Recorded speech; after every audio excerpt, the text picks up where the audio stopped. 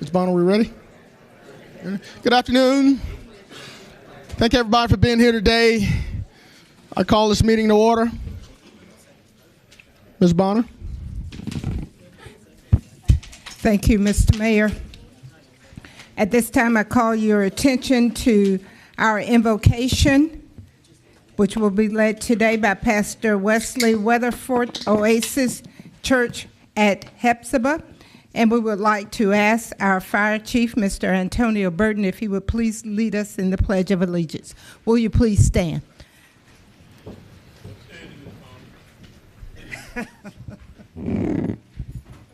Let us pray. Heavenly Father, we thank you for a beautiful day that you have made, and we're going to rejoice and be glad in it. And we just thank you for the city of Augusta and how special it is to live here. We thank you for the men and women, the children, the wonderful people that live in this city that make it a wonderful place to live. We thank you for the leaders that lead us so well. We ask your blessing and your favor on them. God, I would ask that you would give them wisdom beyond their own ability, and God, that they would hear your voice with clarity. God, that you would bless their families, that you would put your hand of favor on their life, those that we've elected to represent us and to lead our city forward. God, we just ask your blessing on them today, your health, your provision, your protection, your power, and your peace. And Lord, be with these next few moments as they meet and as they deliberate and debate back and forth. God, we just pray that you would have your will above any other and be with us over these next few moments. God, that you would continue to bless the people of our city with health and provision and protection. And Lord, we just give you the honor and the praise for it. We thank you for the freedom that we enjoy to be here and the freedom that we enjoy to elect leaders to represent us, to serve our city well. And Lord, we would ask that you would empower them and enable them, equip them to do that, and bless them for it. In Jesus' name, amen. Pledge allegiance to the flag of the United States of America and to the republic for which it stands, one nation, under God, indivisible, with liberty and justice for all.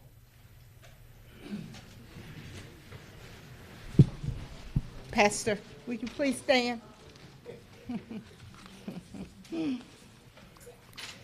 Pastor Weatherford, we want to thank you for that priestly prayer. Thank you. It was ecclesiastical. Thank you so very much. And knowing that we're in God's hand and as well as in his heart, thank you. We would like to express our thankfulness again to you who felt it not troublesome or bothersome to come and pray for us with such a heartwarming prayer. Thank you for your prayer for wisdom, unity, and divine protection. We receive your thoughtfulness as an act of service for God. By these presents be it known that Wesley Weatherford, Oasis Church at Hepzibah, is the chaplain of the day.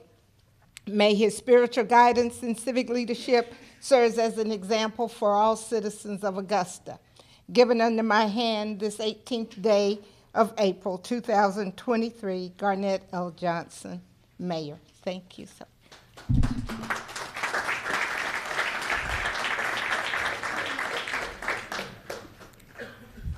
Pastor Weatherford, thank you for being here, sir. Thank you for that prayer. Clerk Bonham, before we move forward, the chair recognizes the commissioner from the first. He wants to use a point of privilege to make a few comments. Thank you, Mr. Mayor. Before we start our meeting today, I wanted to take an opportunity to announce, and this is a very unfortunate opportunity, but to announce the passing of Linda Bars. Linda Bars has been an advocate for all things homeless in Augusta, Richmond County for over 3 decades. You may be familiar with Linda through her work with the Homeless Task Force. When we decided to stand up the task force first quarter of 2021, I ran around with a chicken with my head cut off, right? Trying to figure out what's going on. And Commissioner Franham and a few others said, go see Linda Bars. And we did that. And from that moment, Linda took the ball with the Homeless Task Force and has ran it to levels that I never thought it would see.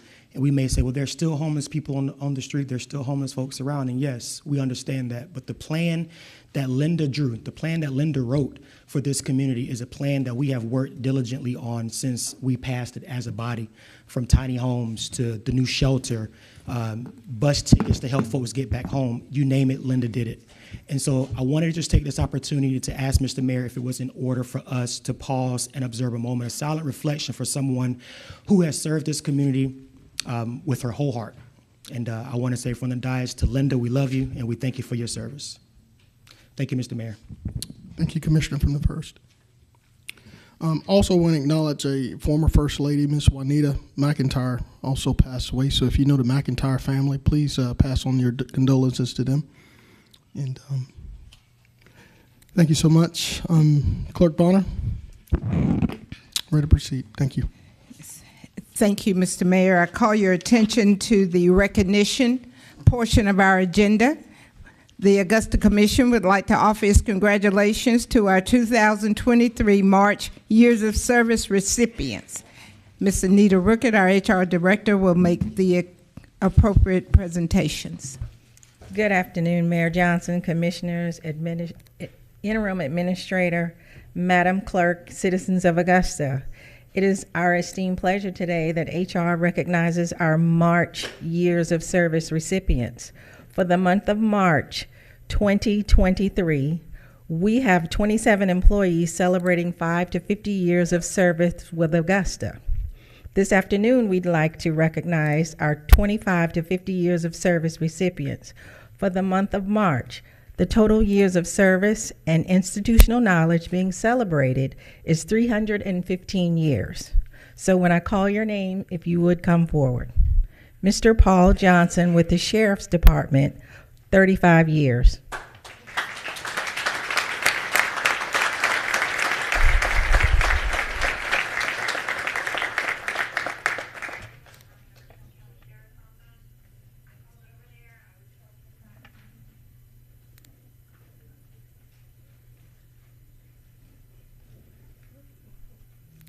Mr. Gunton Shepard, he's not with us today. He's with the engineering department. He has 30 years of service. So thank you to Mr. Shepard.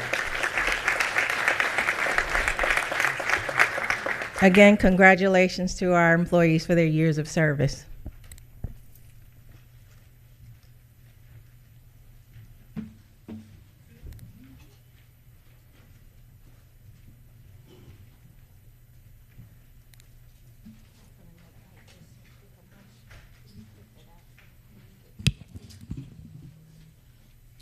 While we're waiting, Clerk Bonner, I want to recognize a special guest that's here, Representative Colton Howard. I see you in the crowd.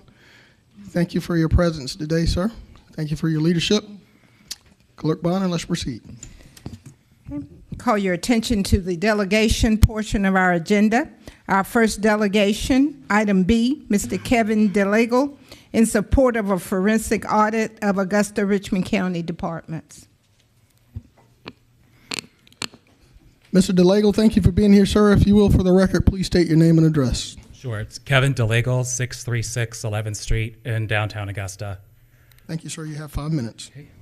Thank you, Mr. Mayor and commissioners and everybody assembled and on the live stream for allowing me the opportunity to speak again. And I just have something about the potential for an audit. And in this political arena, critical policy decisions are made that have direct and indirect effects on the citizens of Augusta, Richmond County. Accountability is an important democratic value, and the officials who manage our counties and municipalities must be held accountable, both to the citizens who empower them and are served by them, and to the state that created them and retains a stake in their performance. We've heard that the cost of performing a forensic audit is not justified. However, as citizens and elected officials notice red flags, such as any possible attempts by officials to hide money or attempts by officials to spend money on themselves or pet projects instead of pointing funds toward their earmarked projects or deviations from regular accounts, it becomes necessary for citizens to call for these kinds of audits for specific departments or for the municipality overall. In the last month, leaders and citizens have become aware that the city now owes the IRS at least $2 million and no accountability has been forthcoming yet. This is indeed a red flag. The case of the Grovetown forensic audit came up at the last finance meeting. We know that Grovetown's 15-month audit of its water department cost over $130,000. In 2016, Grovetown City Council rejected their mayor's request for a forensic audit for the city. At the time, a Grovetown City Council member stated a forensic audit might cost $50,000 and noted their budget was really a bare-bones budget. In the end, it was ultimately revealed that nearly $1.5 million had been embezzled. The responsible city employee pleaded guilty to the sum of $891,000 for a lighter sentence. You could say that Augusta and Grovetown are like apples and oranges, but forensic audits have been effective in cities ranging from Seward, Alaska, to Killeen, Texas, to Columbus, Mississippi, to Tampa, Florida. Local taxpayers deserve the opportunity to gain information concerning the purposes for which local revenues were proposed to be spent, how they are actually spent, and assist local taxpayers and local policymakers in understanding and evaluating local government delivery of services. If an audit were put up to a referendum item in an election, it is hard to imagine that any Richmond County voter would vote against this. As Mayor Johnson has astutely noted, there are other neighboring agencies that do a similar process in not only auditing the financials, but also look at their internal processes and how they work. Maybe it's time for a time and materials tracking study for certain departments such as Parks and Recreation and Engineering on how they function and achieve deliverables. It goes beyond a question of any mistrust. We have a new mayor, new commission, elections for commissioners coming up next year. This is a chance for commissioners to go on record to potential voters as supporting transparency and fiscal responsibility and to inspire voter confidence. Thank you. Thank you, Mr. DeLagle.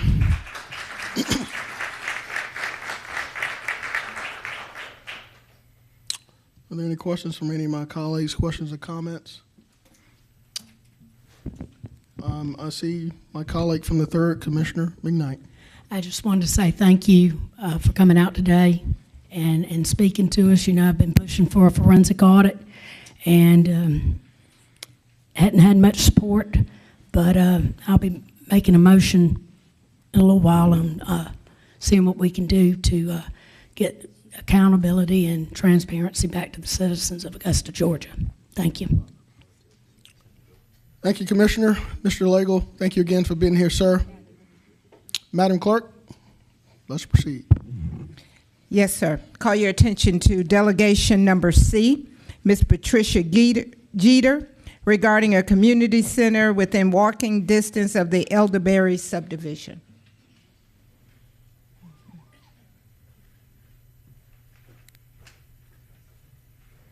Ms. Jeter, good afternoon. Thank you for being here. If you don't mind, for the record, please state your name and address. Patricia A. Jeter, and I'm at 4102 Elders Drive in the Elderberry Property Owners Association. Thank you so much, ma'am. You have 5 minutes. It is so good to see all of our honorable leaders today.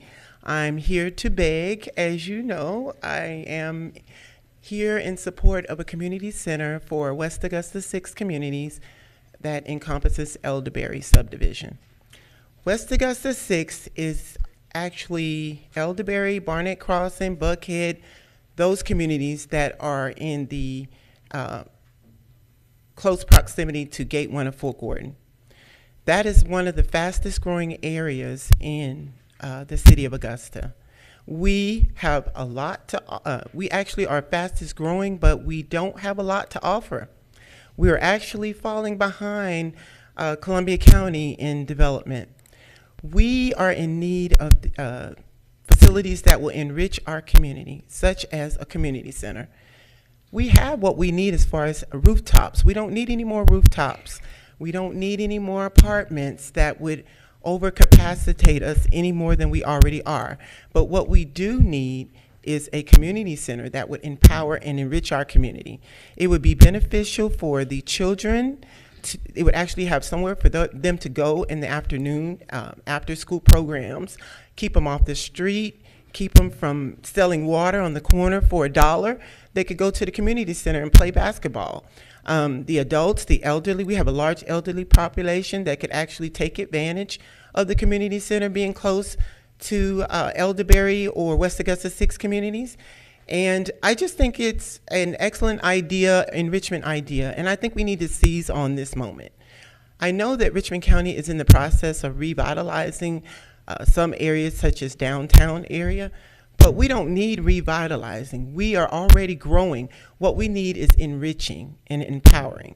So a community center is all we're missing. We already have the Kroger coming, which is bringing facilities, restaurants, which is actually going to increase our walking, the residents actually out there walking. And to increase our walkability score, we need sidewalks. We need sidewalks leading to the Kroger. We need sidewalks in Elderberry because it's not safe. It's only one way in and one way out. We don't want our residents to get hit by cars trying to get to the facilities. So we come before you today asking you to support our community center for the residents of West Augusta 6 communities that would actually enhance the lives of many. Thank you. Thank you, Ms. Jeter. I see you have some folks with you. Any of you guys want to add anything pertaining to this matter? Yes, we have a young lady here who would like to speak to you and let you know what a community center would be or what it would mean to her to have a community center in her neighborhood. Thank you. Young lady, you got to state your name and address for the record. You have 2 minutes. My name is Sky Moore. Hey, Sky. Hi. All right. 4084 Harper Franklin Avenue. Thank you, madam.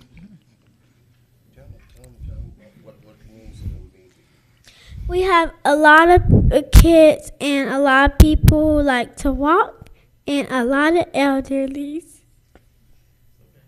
Don't cry. You're doing a great job. Great job.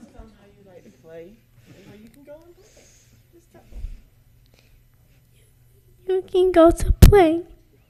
All right. Thank you so much for being here. That's why we Thank need you. the community center. That's why we need the community center. She's anxious like me, trying to get it out to let you all know that we need that community center for our area. Thank you so much. Colleagues, do you have any questions regarding this matter? Seeing none, Ms. Jeter, your contingent, thank you guys for being here.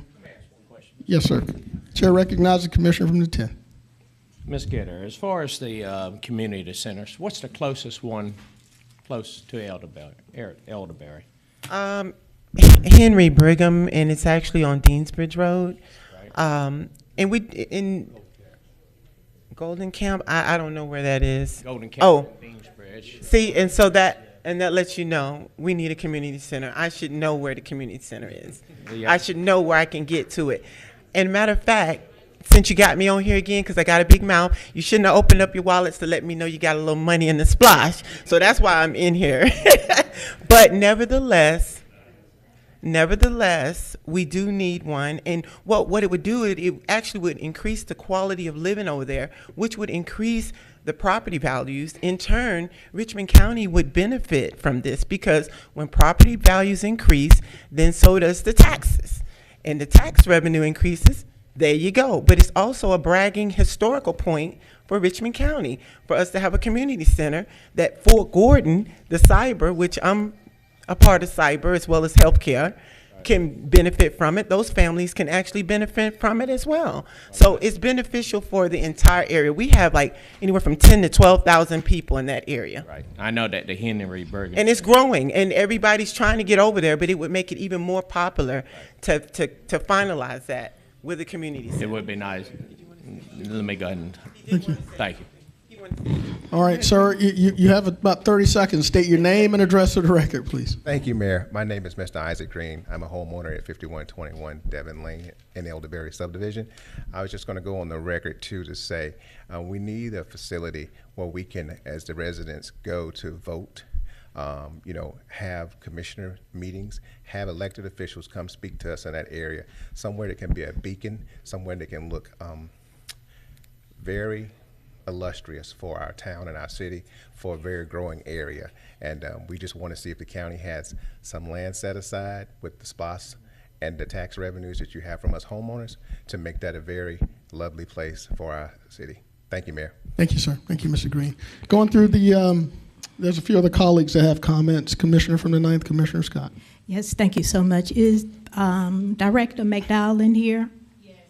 I just want to know how close is Sue Reynolds to Elderberry? And I know we just put some money over in Sue Reynolds about.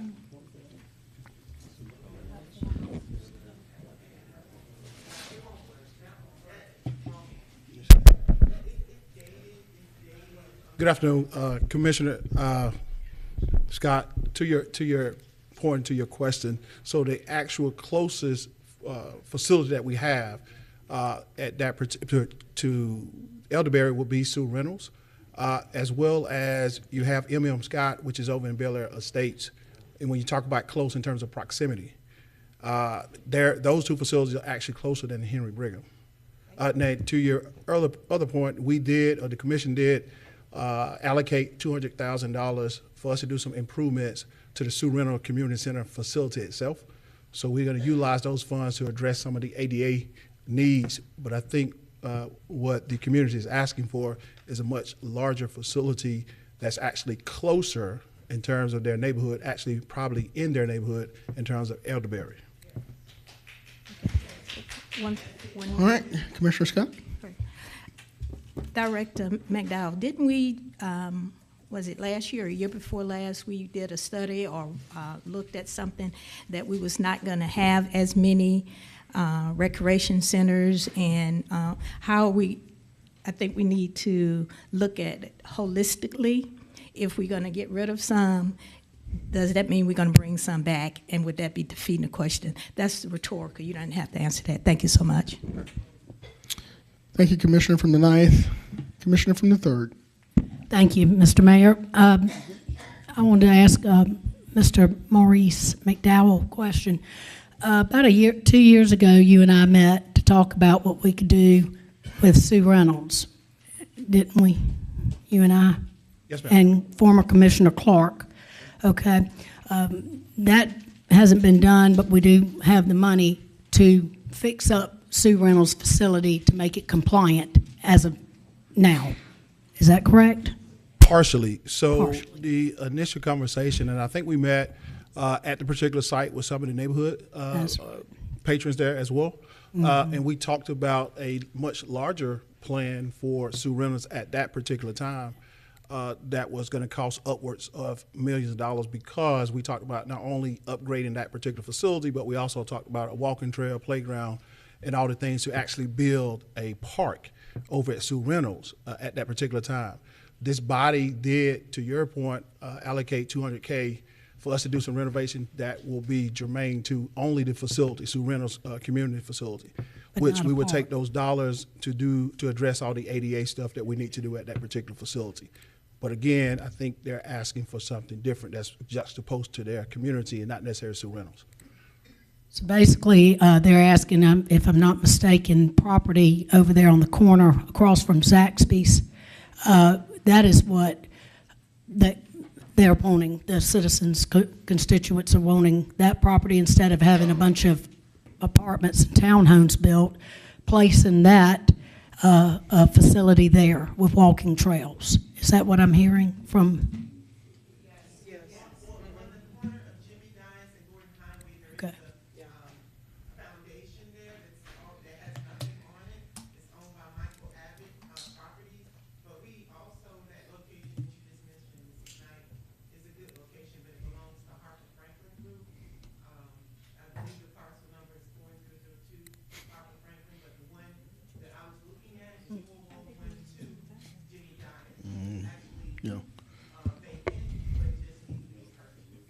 Okay. Mr. McDowell, is there any way we can maybe look at that property? Or is there no way, even though I know somebody else owns it? But yeah, Commissioner, I think that's inappropriate to discuss real estate in this matter. Okay. All right. Thank you. No more questions. Thank you, Director. Thank you guys for being here. Clerk Bonner, let's proceed. Can I please say one thing regarding that? I'm Valerie Lawton, 4580 Logan's Way. Ms. Lawton, we've been very generous with time. If you could do it in 10 seconds, very generous. For the record, please state your name and address. And Valerie Lawton. okay. 4580 Logan's Way. I'm the, I live in Elderberry. I'm the secretary of the HOA. Okay. For the sake of health, in Augusta, you know, when you start listening to the news, it's about, you know, like the worst 100 for health. You know, it just brings health and wellness and well-being to have a community center, a walking trail, you know, and things like that. And the other thing I wanted to say is this, Dr. Williams, I'm so glad you're back. When I was at the, in Glen Hills at Trinity, I heard about you being sick. We got a prayer group, it's got over 100 people, and I just told them about you, and we prayed for you, and I'm so glad that you're back. Thank you, ma'am. Thank you, Ms. Lawton. Thank you guys again for being here. Chair recognizes the Commissioner from the 5th. Like I wanted to say something. You're chomping at the bit. Well, I will say this. For what they're talking about here today with the park, you're talking about millions of dollars, which means that right now we don't have millions of dollars to give you. That's something that we would have to look at and probably SPLOST 9. So when SPLOST 9 comes up, you guys need to be calling me or whoever's in the 5th as a commissioner to make sure we take that into consideration. So with SPLOST 9, that's about, what, 4 or 5 years away? It's about 4 or 5 years down the line. Thank you. Thank you, Commissioner from the 5th. Madam Clerk, we got a few more delegation items to move through, so let's keep moving. Our next delegation, item D, Mr. Chris Vega, regarding funding for a for-profit miniature golf course. Mr. Vega, welcome. For the record, please state your name and address. Chris Vega, 1384 Green Street. Sir, you have 5 minutes. Thank you. So the concept is to bring money when the Masters tournament isn't here, which is the other 51 weeks. Teaching, schooling on the mechanics behind the short game, angles, momentum, technique, etc. It'll make people of all ages more interested in learning how to play golf, with professional endorsements that'll bring out-of-state funds to everyone's pockets, which seems to be a major concern. It'll also make national, then eventually international headlines as the place to be to improve your game, affordable to all, no matter what tax bracket you fall under. Why it'll work. From the first idea I presented to you, the same problem still remains. There's nothing to do here in this city. I realized the issue with the first place was that it was a nonprofit, so you thought I didn't have any ideas that would snowball into something bigger and better and bring serious money to this town, so you rejected it and didn't really give me a chance to explain how your pockets were going to get lined. Money seems to be your ultimate endgame, even though you can't take it with you, and there are starving people all over the city. So I had to come up with something that'll appeal to your wallets instead of your hearts. A for-profit place that's golf-themed is the best that I could come up with, given the options that I had to choose from, which, by the way, weren't very many. If something similar to the Masters won't motivate you, then I'm afraid nothing will, and we'll be forced to move on to someplace more progressive. On the side note, I designed an aim assist putter that's laser guided. So, thank you. Thank you, sir. Are there any questions or comments from my colleagues? Seeing none, Mr. Vega, thank you again for being here. Clerk Bonner. Our next delegation, item E, Ms. Layla Mitchell, regarding unsafe conditions on Teakwood Court in Farrington subdivision.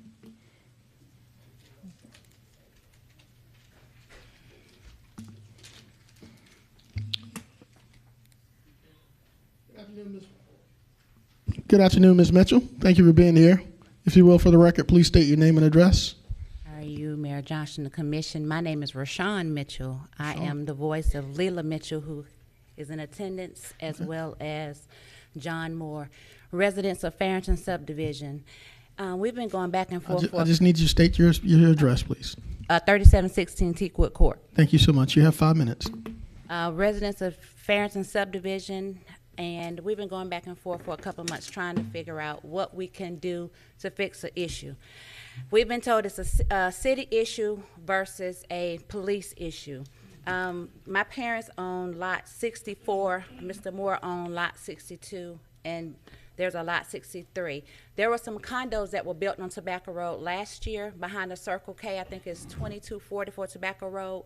When they built those condos, they cleared that area behind those properties. They knocked down all the trees, and it has made access for people to come into the neighborhood through these 3 properties. And it's become an unsafe environment for, you know, for us to live, basically. The police have been called. Lieutenant Lucas Grant has come out to see the area, and his exact words were, I think Lena Bonner said it was a safety issue to contact the police department. He said it's a safety hazard, it's easy access for unwanted people to use. So he said there's nothing that they could do. They've come out, they'll sit, but they can't stay. We cannot keep these people out our yards. So I'm gonna let them speak. We're just trying to figure out what we need to do because the safety net is gone.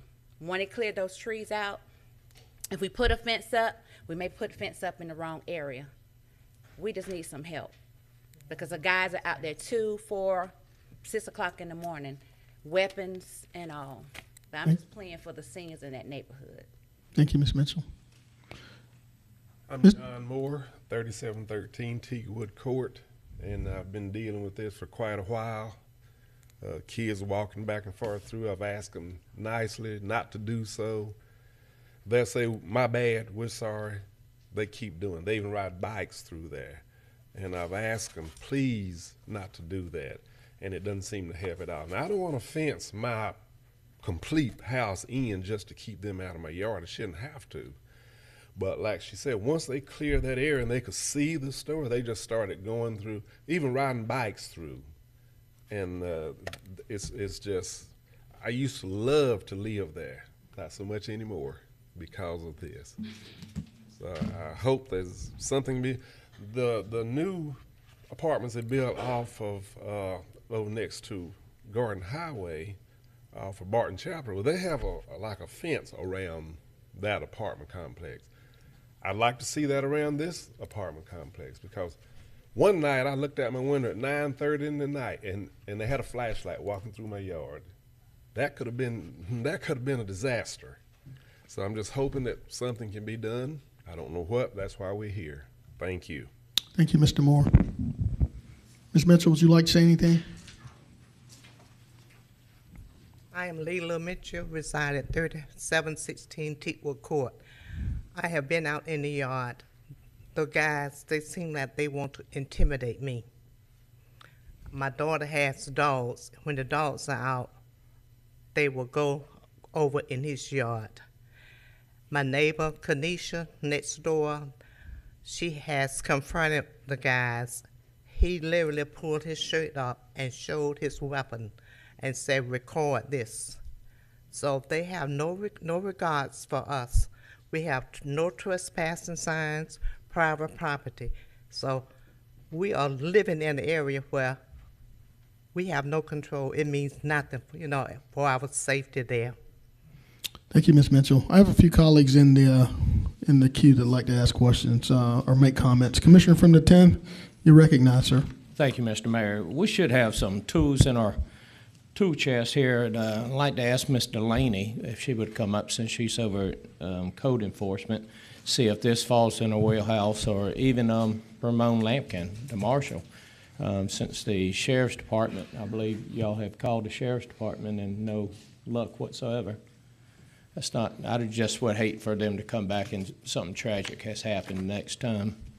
Ms. Delaney, is there anything, I know that apartments that we approve, that they would have to have a buffer, that they would have to have a fence around it, around the perimeter. We did that on Tobacco and Deansbridge Road. That was part of the requirement 6 years ago. I don't know if that's mandatory in every development, but can you enlighten this board about this? Sure. Good afternoon. I was actually over on Teakwood Court about 1 p.m. today, so I just left from that area. And with the clearance and everything, there is a great amount of visibility. So I was just there and I saw it with my own 2 eyes. In regards to buffers, they are required as you transition from an area. With regards to this particular development, I have staff upstairs pulling it because I didn't have an address or anything, and I just went over there. So I should be able to get you an answer by the next meeting. But in general, with regards to people walking across the property trespassing, that would not be a code enforcement matter. But the buffers, I can look at and see what the requirements and the prerequisites were for these developments. Is this a new development, Ms. Yes, it is a townhome development. And if you would, check and see if there was a requirement to have fencing. Yes, around. I am checking on all of that now. Yes, sir.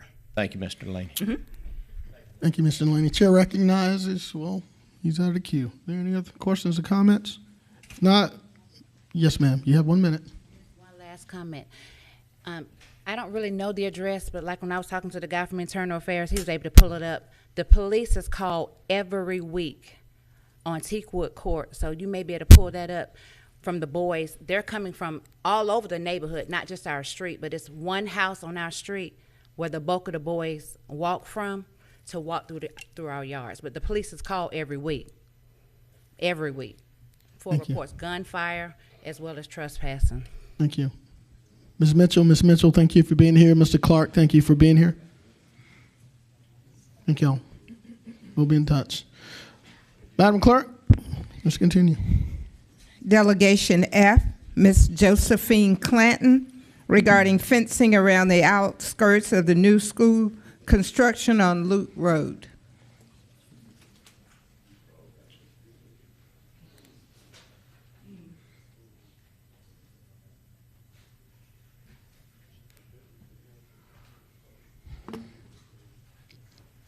Good day, Ms. Clanton. Thank you for being here. If you will, for the record, please state your name and address. Josephine Clanton, 1406 Luke Road. All right, ma'am, you have 5 minutes. Yes, I was coming with it's basically the same concern, but there's a new school going up supposedly behind Sue Reynolds School, and they've done the clearing out, and now this road is going to be like less than 10 feet from my house. So I was wondering if there was any fencing that was going to be put up, privacy or whatever, because the road it goes around and curved to the back of the school, where the school is going to be. And the second thing is, I've called the city several times on water that just erodes my yard.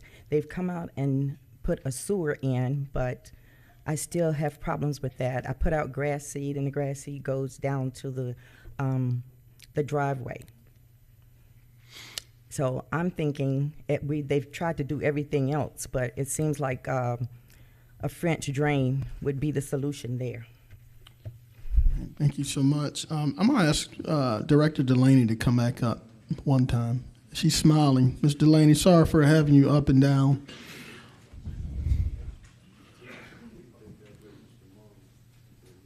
Just need you to answer the question regarding the school construction. And I know most schools normally protect their perimeter. Is there any plan for this to happen for this instance? With regards to the school, we do not require fencing around the perimeter, and Richmond County Board of Education usually does at the end of construction install a fence around their properties, but we don't require it for educational facilities that are owned by the state. Okay. It's just totally open. I mean, kids can just walk through my yard. This way I have like 3 acres, and all of that is open, no fencing, no nothing. And the kids would just, I mean, the curve is like here, and the road is here. So kids will be walking through the yards and everything. And At this point, the way our relationship is structured with the Board of Education, we can ask, but it is a state entity.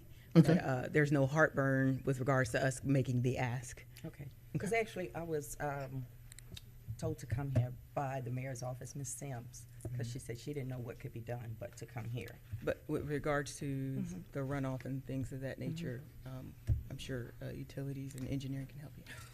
How many times they've been out. But anyway. All right. Ms. Clanton, there's a couple of commissioners in the queue that may have some questions. I'm going to chair recognize the commissioner from the first. Thank you, Mr. Mayor. I think Director Delaney is right along the lines of what I was going to suggest, that we get Ms. Clanton connected to engineering and utilities. So I'm not sure if Dr. Malika's here today, and I don't see Wes, but maybe we can get her connected to just someone in those departments for the water issue. But just want to let you know we are meeting with the school system in the morning, and so we'll make an opportunity to ask about this gate, but we'll follow back up. But really, we can get Ms. Clanton, tomorrow afternoon, we can get Ms. Clanton connected to those departments. That'd be helpful. Okay. Thank you very much. Ms. Clanton, thank you for being here. Clerk Bonner? Let's continue. All right, Mr. Mayor, we're at the end.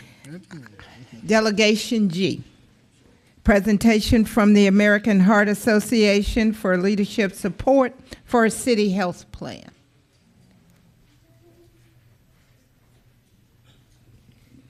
Good afternoon, ma'am. Thank you for being here. If you will, for the record, I think you need to state your name and address.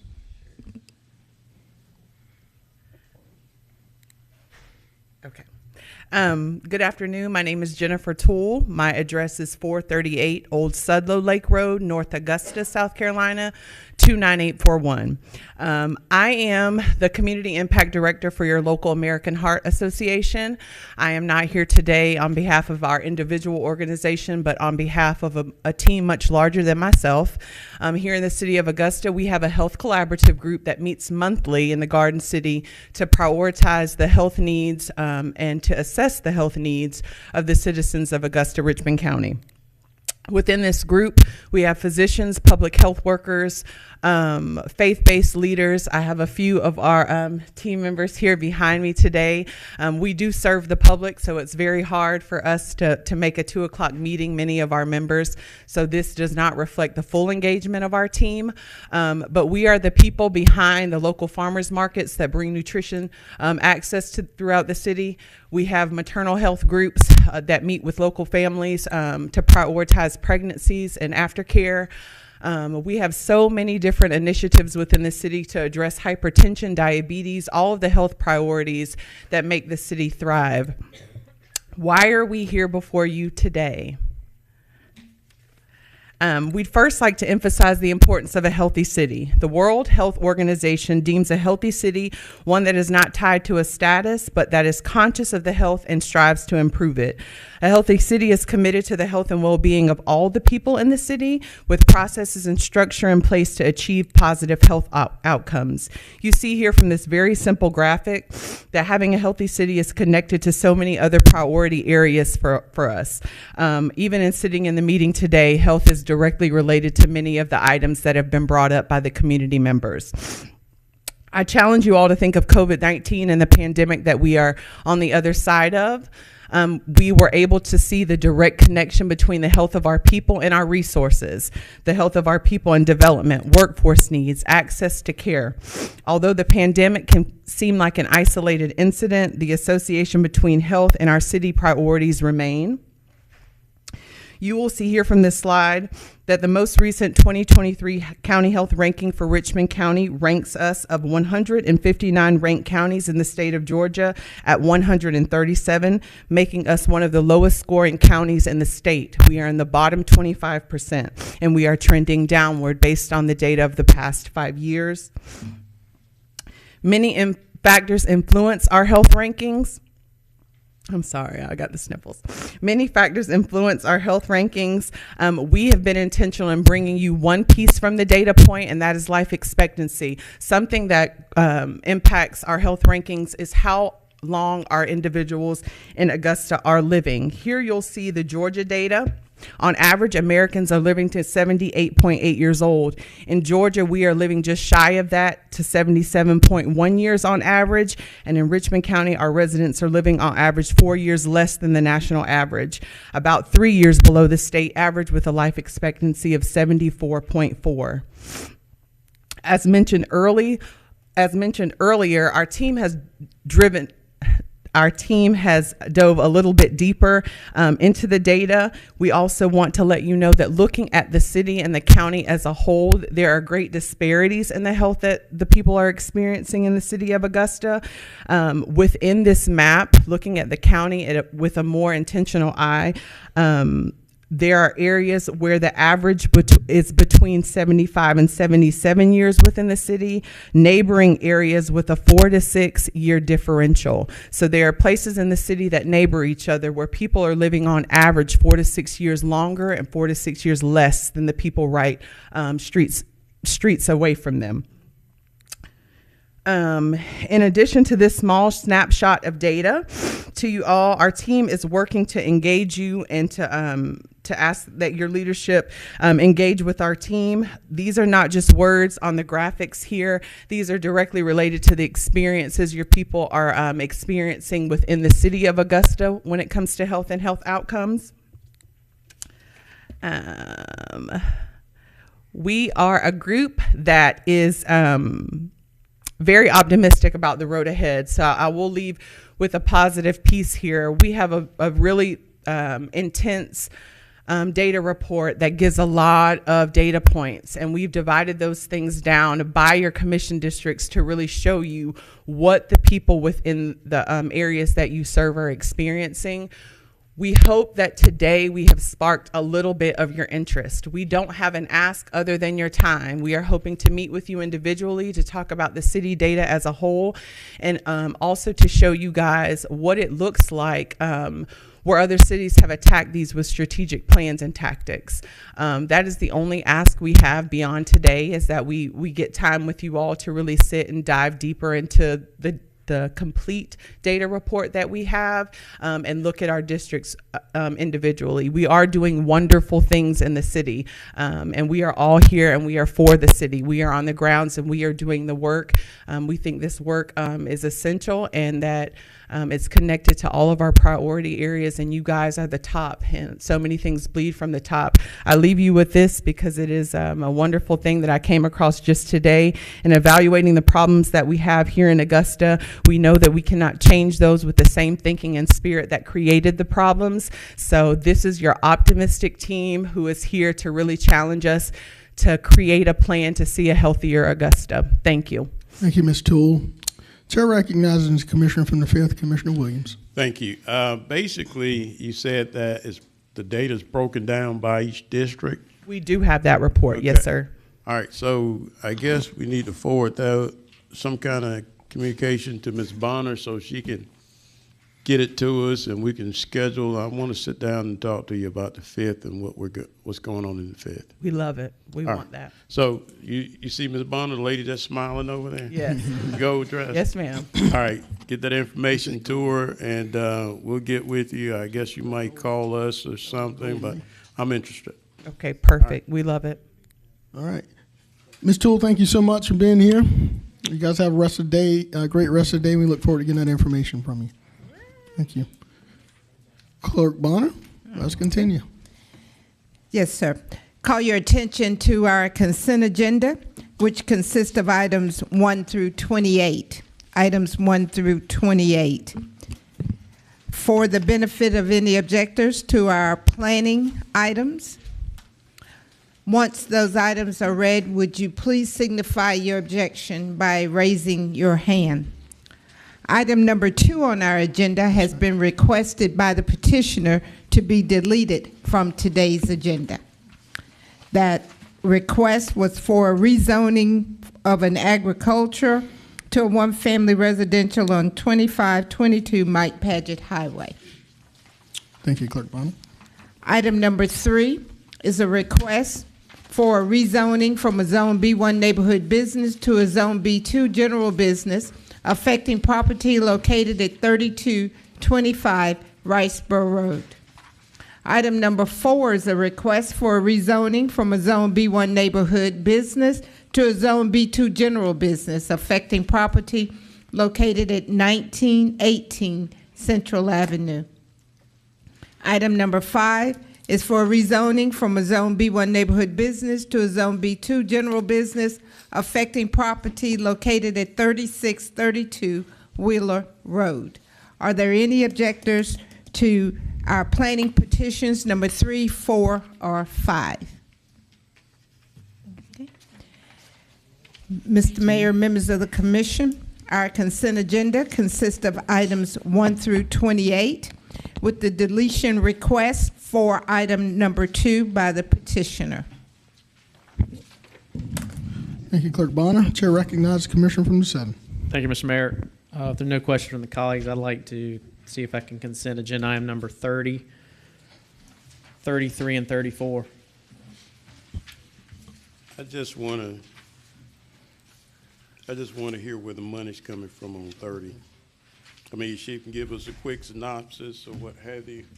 You can leave it on consent, but I just want to know where the money's coming from. Tell us. Mr. Mayor? I'm fine with that. Do you want to do it now? Do you want to do that now? Or do you want to go through this process first?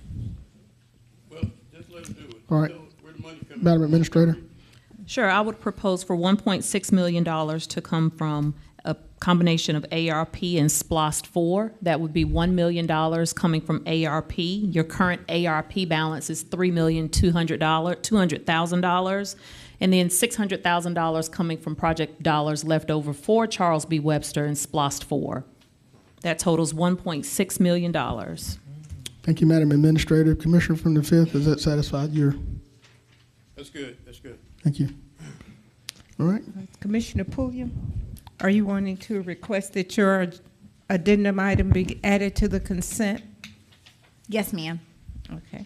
Yes, sir. Mayor Johnson, I'd like for the addendum item to have Ms. Sandra Kelly appointed to the Library Trustee Board added to the consent agenda. Thank you. Is there any objection to that consent item being added? Seeing none, Madam Clerk. Okay. Let's add it. Chair recognizes the Commissioner from the 8th. Thank you, Mayor. I'd like to consent item number 32, please.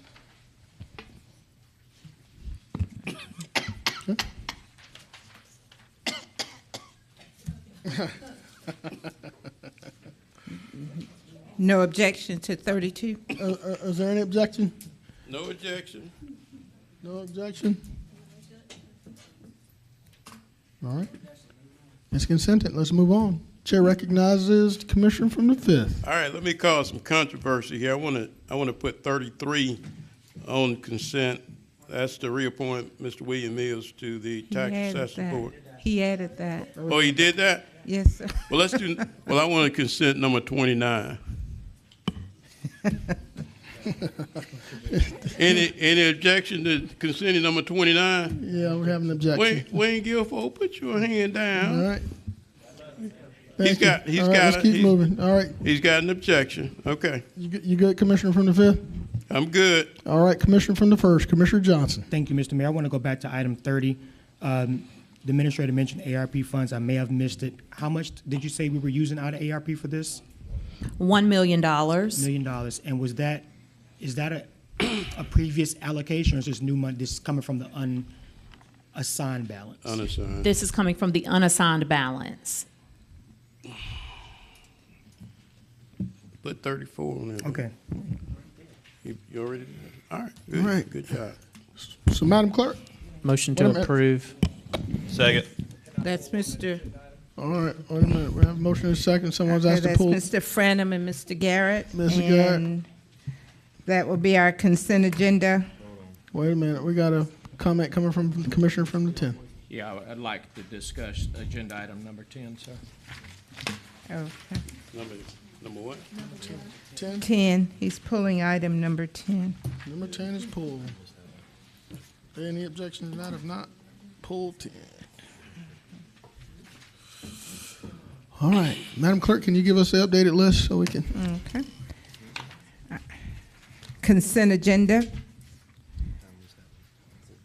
Items 1 through 29, we're deleting item number 2. Commissioner Guilfoyle has requested that item 10 be withdrawn for discussion. Okay. So. And we're adding items number 30, number 32, 33, and 34. And the addendum. And the addendum item. All Thank right. you. So, Madam Clerk, we have a motion. Mr. Friend and Mr. Garrett. And Mr. Garrett. Any discussion before we vote? Voting.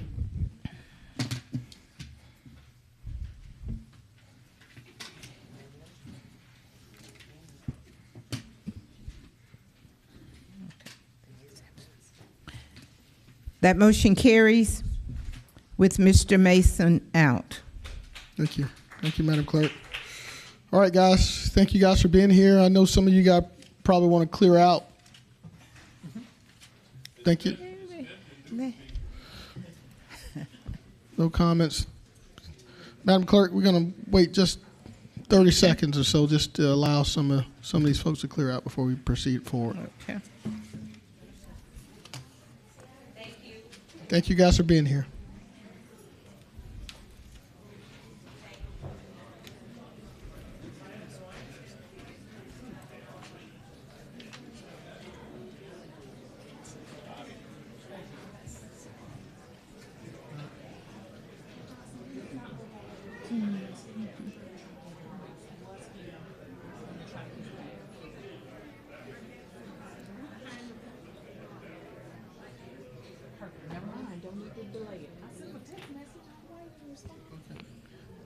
The phones are acting weird today for some reason downtown. I don't know what it is. Yeah, it's the phone. Something's happening with the cell towers or something.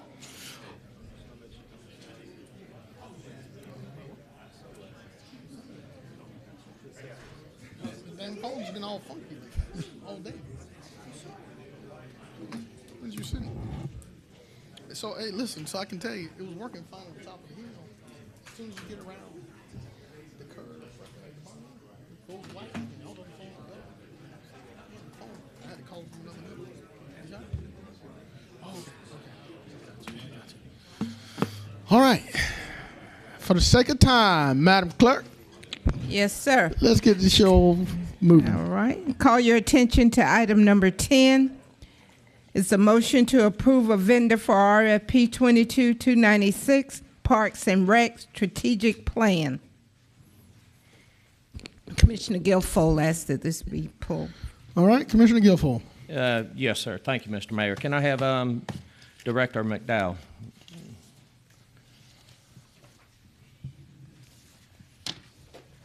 Mr. McDowell, as far as this strategic planning to analyze the department's strength, weakness, opportunities, and threats, a selected firm will structure a planning process, analyze existing programs, procedures, gather input from the community, staff, stakeholders, and create a comprehensive plan to ensure effective use of resource on focus on key priorities.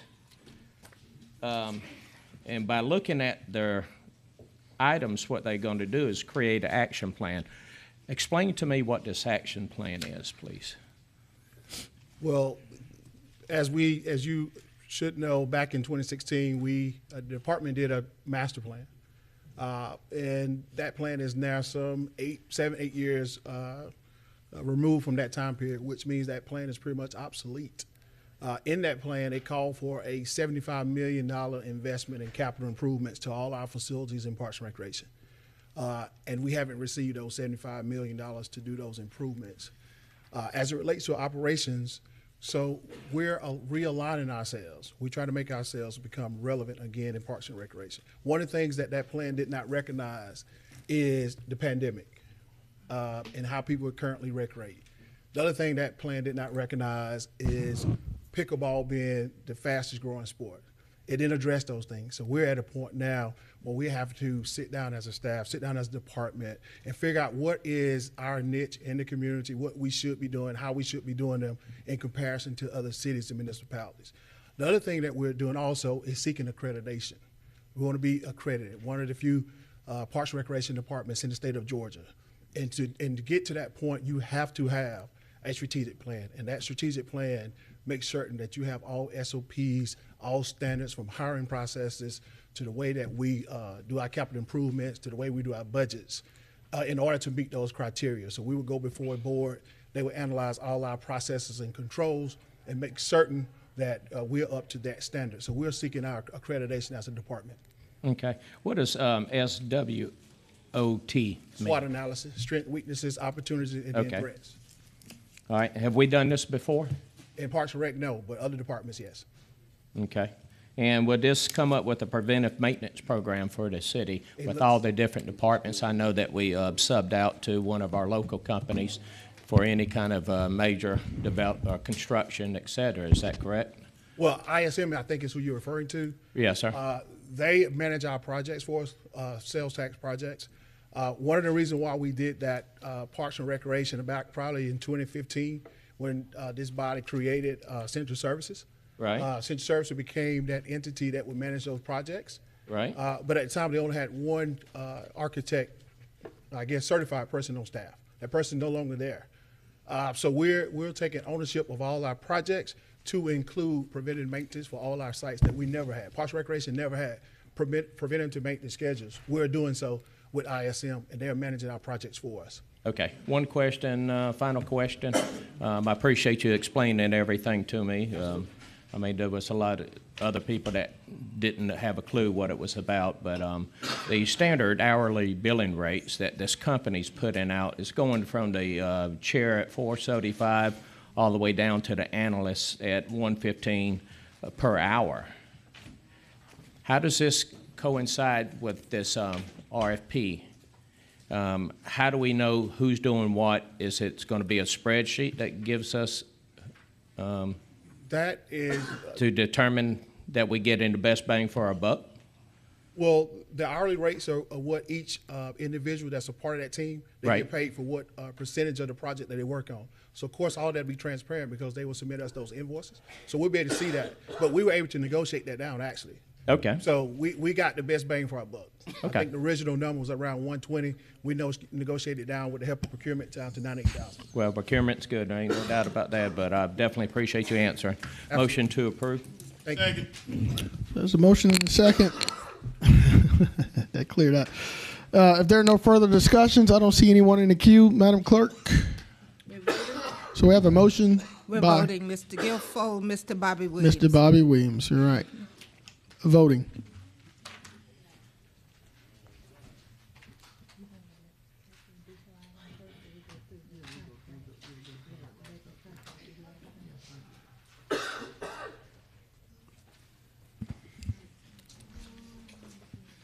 That motion carries. It's unanimous. Thank you, Madam Clerk. 2 items left. Madam Yes, Clerk, let's sir. go to item number 31 first. Yeah. Item 31 is to discuss conducting a forensic audit within our local government departments. Ms. McKnight. Thank you so Okay. much. Chair recognizes Commissioner from the 3rd. Thank y'all for recognizing me. Thank you, Mr. Mayor.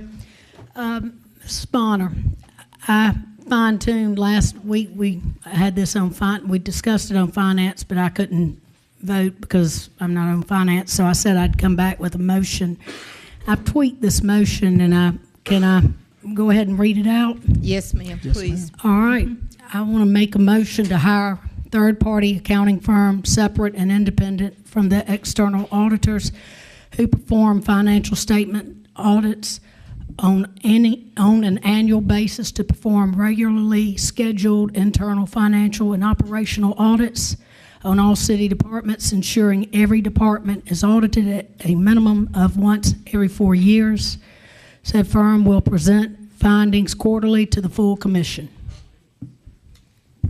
Second.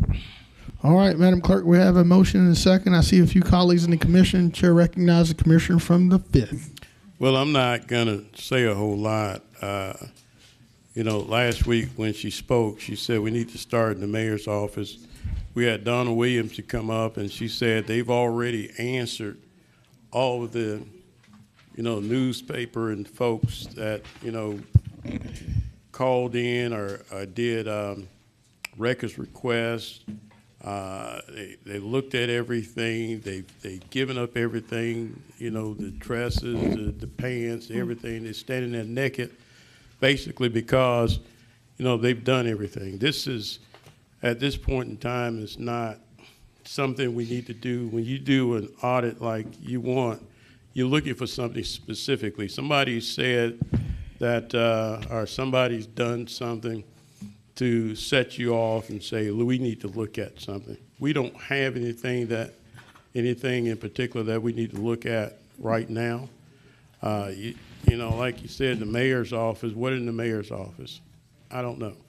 So I'm just going to shut up, but I don't think this is something that we need to do right now.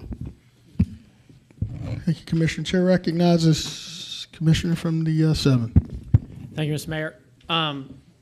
Clarity in the motion, I guess, too. I second it, but from the maker of the motion. Are you saying that each department every 4 years will be an independent, I guess, audit per se for each department every 4 years by someone independent of this government? Yes, we can do it that way. I'm just trying to make sure that we get a motion out there to do, yes. Yes. Yeah. Yes, okay. And that's just correct. and just so the people know, I mean, this is a standard practice in other municipalities That's around correct. here that do this, randomly choosing department heads to hold them accountable, outside firms. So this is not reinventing the wheel by any stretch of the imagination. So thank you, Mr. Mayor. Thank you. And I agree. This is just, in my opinion, a standard procedure that's used for developing best practices throughout our government. And it also provides transparency and accountability. And I don't see this as the intent of trying to find anybody doing anything wrong. I think it's just the best direction we should take for our constituents. Chair recognizes Commissioner from the 1st, Commissioner Johnson. Thank you, Mr. Mayor. Can I have the Finance Director approach the podium, please, sir? Yes, ma'am. Ms. Williams again. There she is.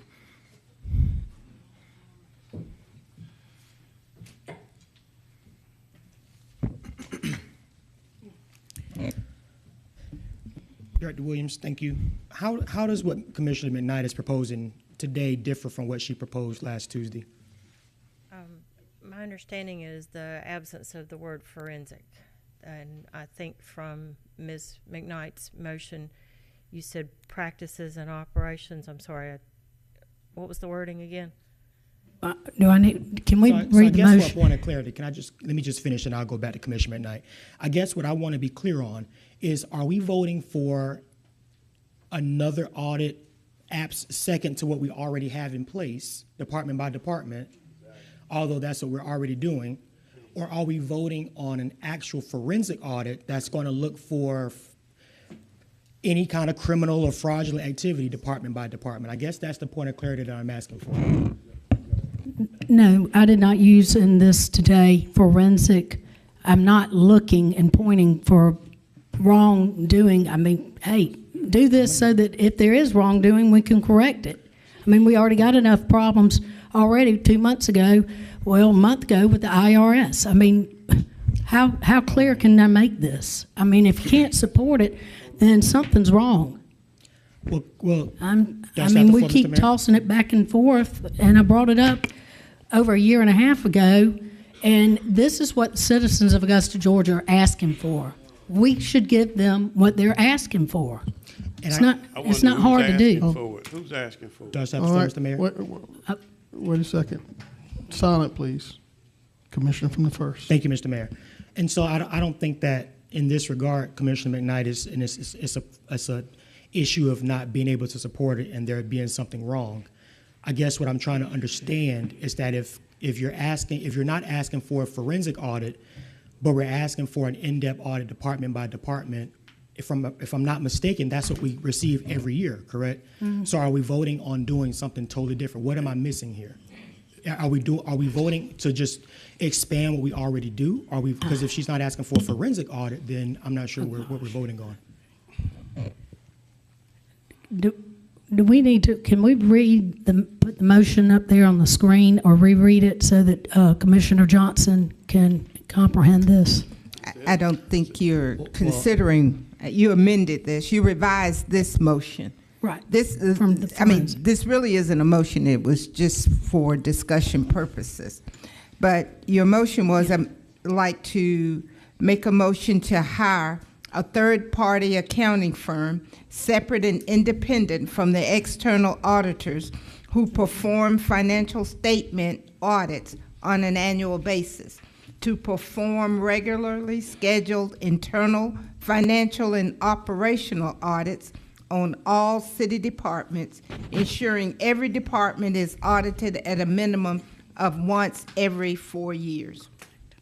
Said firm will present findings quarterly to the commission. So I'm going to follow up on that question.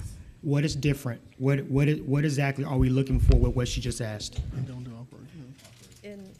In my opinion, this motion as it is stated is more like an internal audit process. You're reviewing your processes, your internal control mechanisms within each individual department rather than auditing your financial statements, which is your external audit. So what would be necessary in this case is we would need to put a request for proposals, request for qualifications, one of those two items together so that firms could bid on this process. We would go through procurement to do that. We would put out the specs for it. We would come up with a schedule for all named departments to be included in the rotation. If it's over 4 years, then that's probably going to be about 10 to 12 departments per year. I would like the maker of the motion to please clarify whether or not elected officials departments would be included in that so that the specs can be done appropriately. But this would be different than the regular external audit of financial statements. So I'll pass it back. I mean, you put up a very valid question. I mean, it's not a matter of comprehending. I think everyone comprehends what's going on here. So I just want to make sure that those questions are answered before we move forward, because certainly I don't want to vote on something that's, number one, going to cost this city more than what we should be entertaining. And then secondly, if it's going to slow us up operational-wise, we need to be cautious on that as well. Of course, we all stomp for transparency. But in this case, we need to be making sure that we're doing it the right way. Mr. Mayor. So I'll yield. Thank you, Commissioner from the first. Commissioner McKnight. You know, as my colleague from the 7th said, other counties are doing this too. It's not just me bringing this to Richmond County. Other counties are doing it, and it's been effective. And I think it's the best way to move forward with holding people accountable if there is anything going on. But also, I feel like, too, that, you know, we owe it to the citizens to be transparent. I put a motion there. We can up it or down it. All right. There's a motion and a second, but there's another colleague in the queue, Commissioner from the 9th, Commissioner Scott. Yes, sir. Point of clarity. So we are not doing a forensic audit. What we are doing is doing basically the same audit that we done in previous every year, except for using. She's doing an internal audit. She does that similar, but she's doing a more systematic, I think, in-depth audit, internal audit. But I'll let Ms. Williams speak for herself.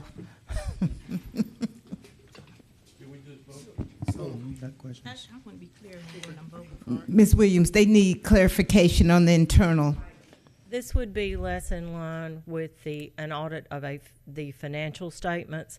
It would be more in line with operationals, processes, internal controls within departments to make sure that the departments are, as I gave an example the other day, that the person that is taking in the money for payment of tags or whatever is being sold isn't the same person that's doing the bank reconciliation. That would be one example of an item that would be covered in this type of review audit.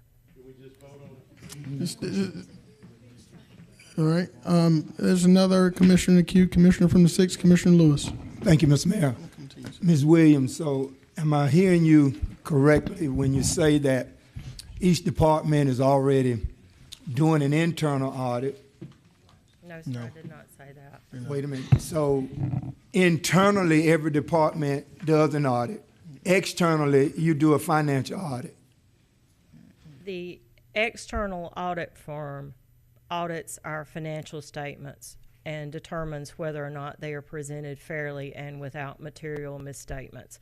That is the results that are presented to you and will be coming to you the end of June. Those are required by the state. Done by? Malden and Jenkins. Done by Malden. That's an outside That is entity. an external firm, yes. An external firm. At a cost of? I'm going to say it's around $200,000. So? I would have to get, I'll need to pull that. In addition to that price tag that we're already having to forfeit, the motion that Ms. McKnight has will actually bring another outside auditor in to do the same thing that the one that we're paying $200,000 to do. No, sir, it would not be exactly the same thing. The audit the audit of your financial statements is what is being done by Malden and Jenkins. This would be an audit, a review of your internal control mechanisms within departments, your processes, your procedures, and how it would help identify any weaknesses in those internal controls. Depending on how the RFP is structured, you could ask for process item improvements to be included. But the second part of that is, yes, sir, it will require additional resources to do this. Absolutely. So is it safe to say that this particular audit would be more detailed than the one that is already being done by the external audit group, and would cost significantly more because they're doing more work? What would be the financial impact? In your best, I know you don't have a crystal ball. You're doing $200,000 already. So in your best guesstimate, what would the cost be? Sir, I would come back to you after we put that RFP on the street and through procurement, and that way we would have a better idea of what cost you would be looking at for, if you're going to cover all your departments once in every 4 years, then you're going to have to knock out 10 to 15 departments per year, including your elected officials. And Commissioner from the 6th, based on conversations I've had with neighboring municipalities, it's not $200,000 a year. It's significantly less. Significantly less for the type of audit that Commissioner McKnight is requesting. Commissioner from the 3rd. Yeah, Commissioner from the 6th, it'll be a lot less than what we're going to have to pay the IRS. All right. Chair recognizes again the Commissioner from the 5th. Well, I just want to say, we keep saying IRS. That's something that's related to the, I don't want to call it Obamacare, but the American, Affordable Care Act. Affordable Care Act, and that was a reporting thing. That wasn't anything where anybody stole any money or anything. So they wouldn't be looking at something like that, would they? That is a compliance issue. Yes, sir, you're correct. All right. Right, and something that's operational, and my understanding is that what we're describing is more of an operational audit or what have you. And I don't want people to go out in the street and get it miscued that, somebody did something that was internally wrong and stole $2 million or what have you when it comes to the Affordable Care Act. So that's something that we're clearing up, and hopefully we don't have to pay that. But I don't want us to get what's on the Affordable Care Act mixed up with what we're doing today. So we keep throwing that out there. I don't want people to get that mixed up. Mayor, let's vote, please. Thank you, sir. But just a point of privilege, putting processes and controls in place prevents us getting fines from the IRS. Process controls. Okay, but it's not an audit situation. It is not an audit, but okay. it's a department review. All right, but that's not something that we need to talk about here today. It doesn't go with being audited. Yeah. All right. Chair recognizes Commissioner from the 1st. Thank you, Mr. Mayor. I just wanted to make sure that we had clarity on this, whether or not we were going to be doing elected official offices as well. I think Donna asked that question, and we didn't get a public answer on that. All right, Attorney Brown?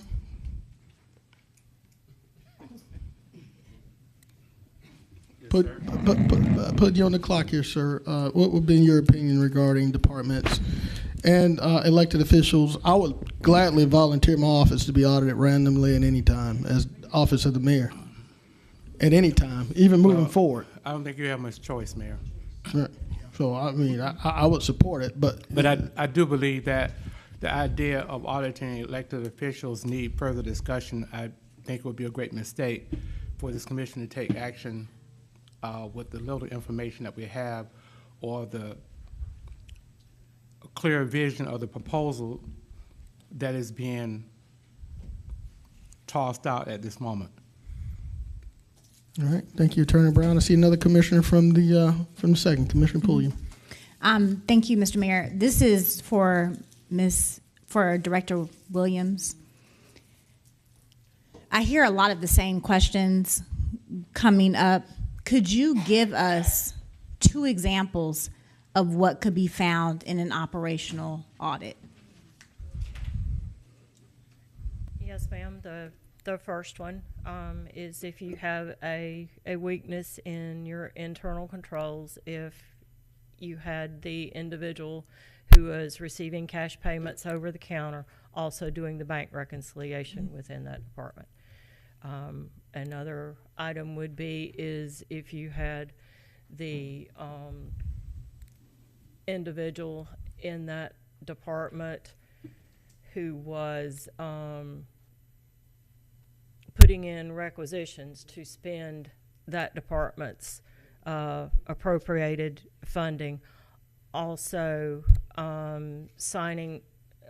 approving the receipt of goods and payments to send that to the accounting department to make the payment to that vendor.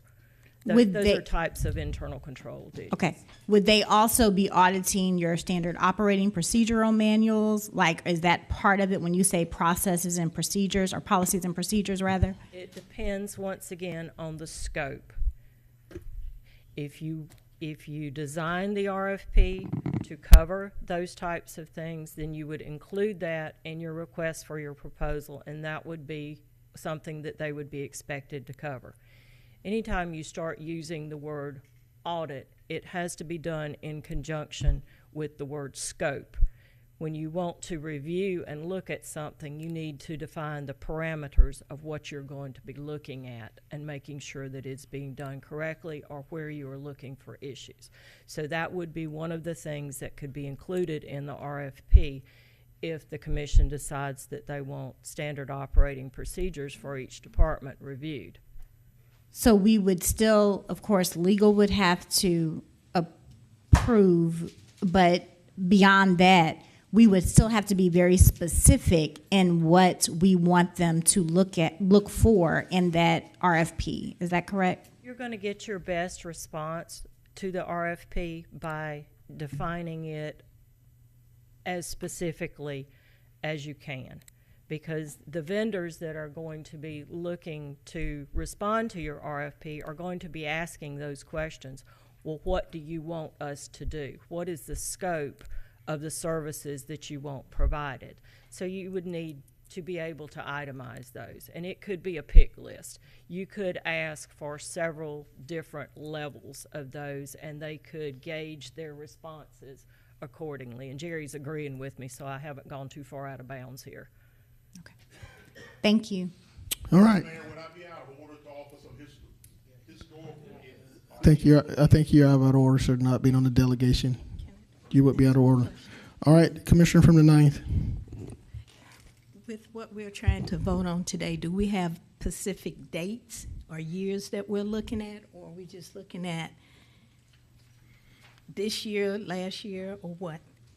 Don't want to speak for the commissioner from the 3rd, but I would imagine it would be a process we put in place to look forward, not past. That's what I would, that to be fair. Okay. Well, we can put that in the motion, just moving forward. Right. It wouldn't be anything that we're looking for previous administrations or previous elected officials or previous departments. just need to get on the right foot, and so, But yeah, if we're gonna starting. do it, sir, I think we need to have, it need to be in record today, what we're looking for Got it. and what years we're looking for. All right. Commissioner from the 3rd, can you add that to your motion with the help of the clerk? Yes, I sure can. Yes, moving forward today. Okay, what are you looking Yes. for? To begin. Is that good? Yeah, what is, To begin.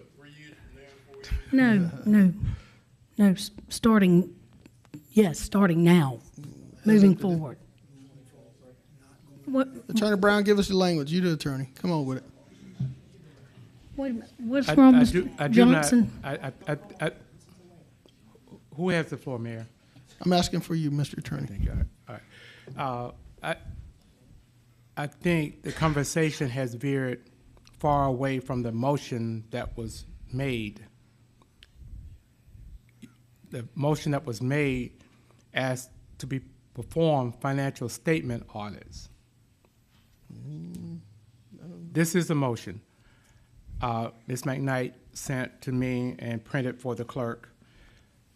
I make a motion to hire a local third-party accounting firm, separate and independent from the external auditors who perform financial statement audits on an annual basis, to perform regularly scheduled internal financial and operational audits of all city departments, ensuring every department is audited at a minimum of once every 4 years. Said firm will present findings quarterly to the full commission. If you are not doing financial audits, this is very different from catching financial misdeeds, et cetera.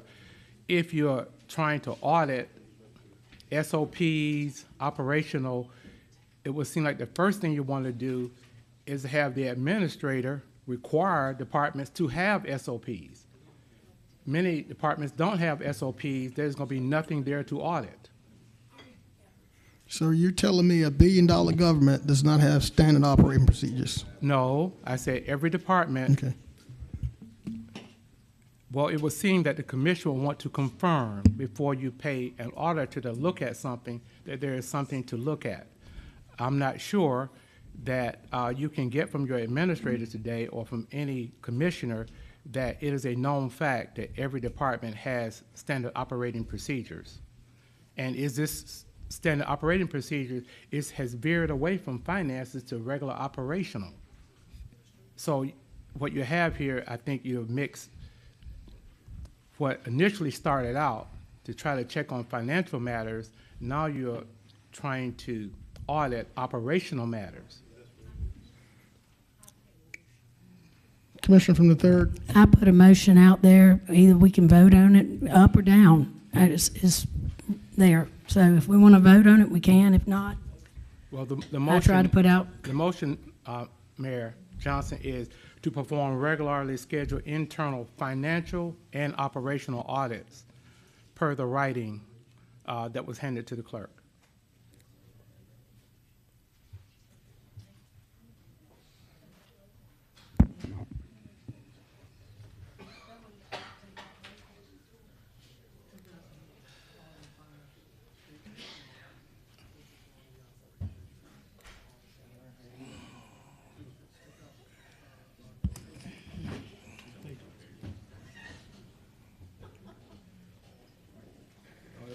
I just.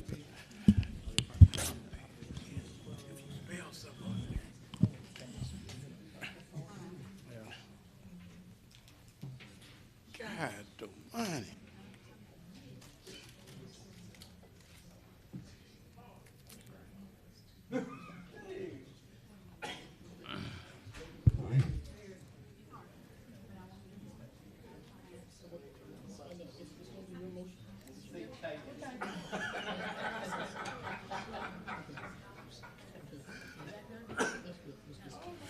Chair recognizes Commissioner from the 3rd. Quiet on the dais, please. All right, we're going to go ahead and send this back to Finance Committee. Do we need a motion? Do we need a motion? We need a substitute motion. We need a to do substitute that. motion for that, please. All right, we'll go ahead and do a substitute motion to take it back to Finance Second. Committee. All right, so I have a motion and a second. Madam Clerk, with no further discussion, voting.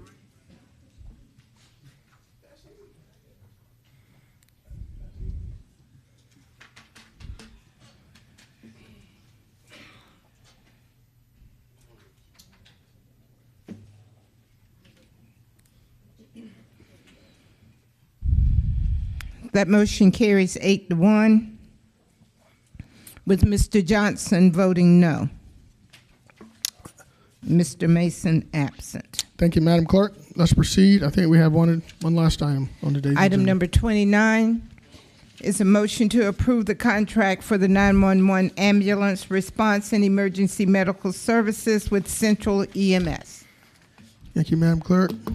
Madam Administrator, take your time.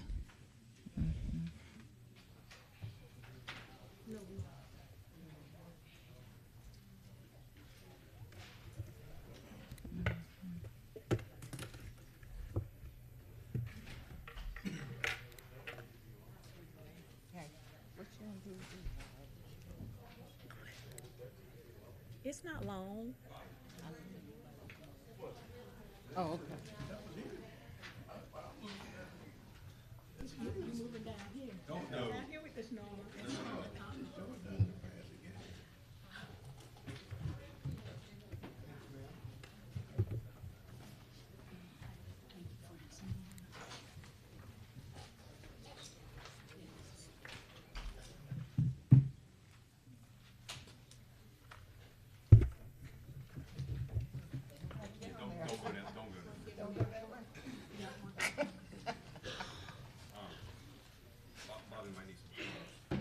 Oh my goodness.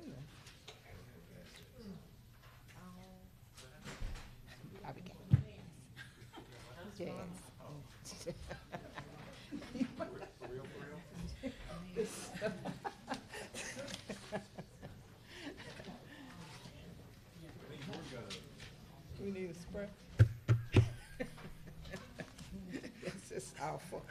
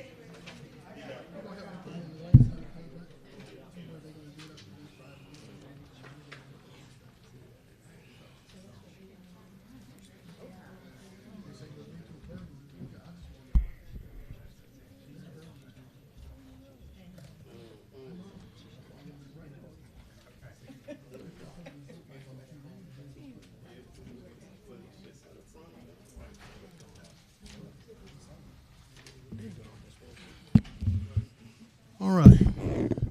Madam Administrator, appreciate your patience. I think we're ready.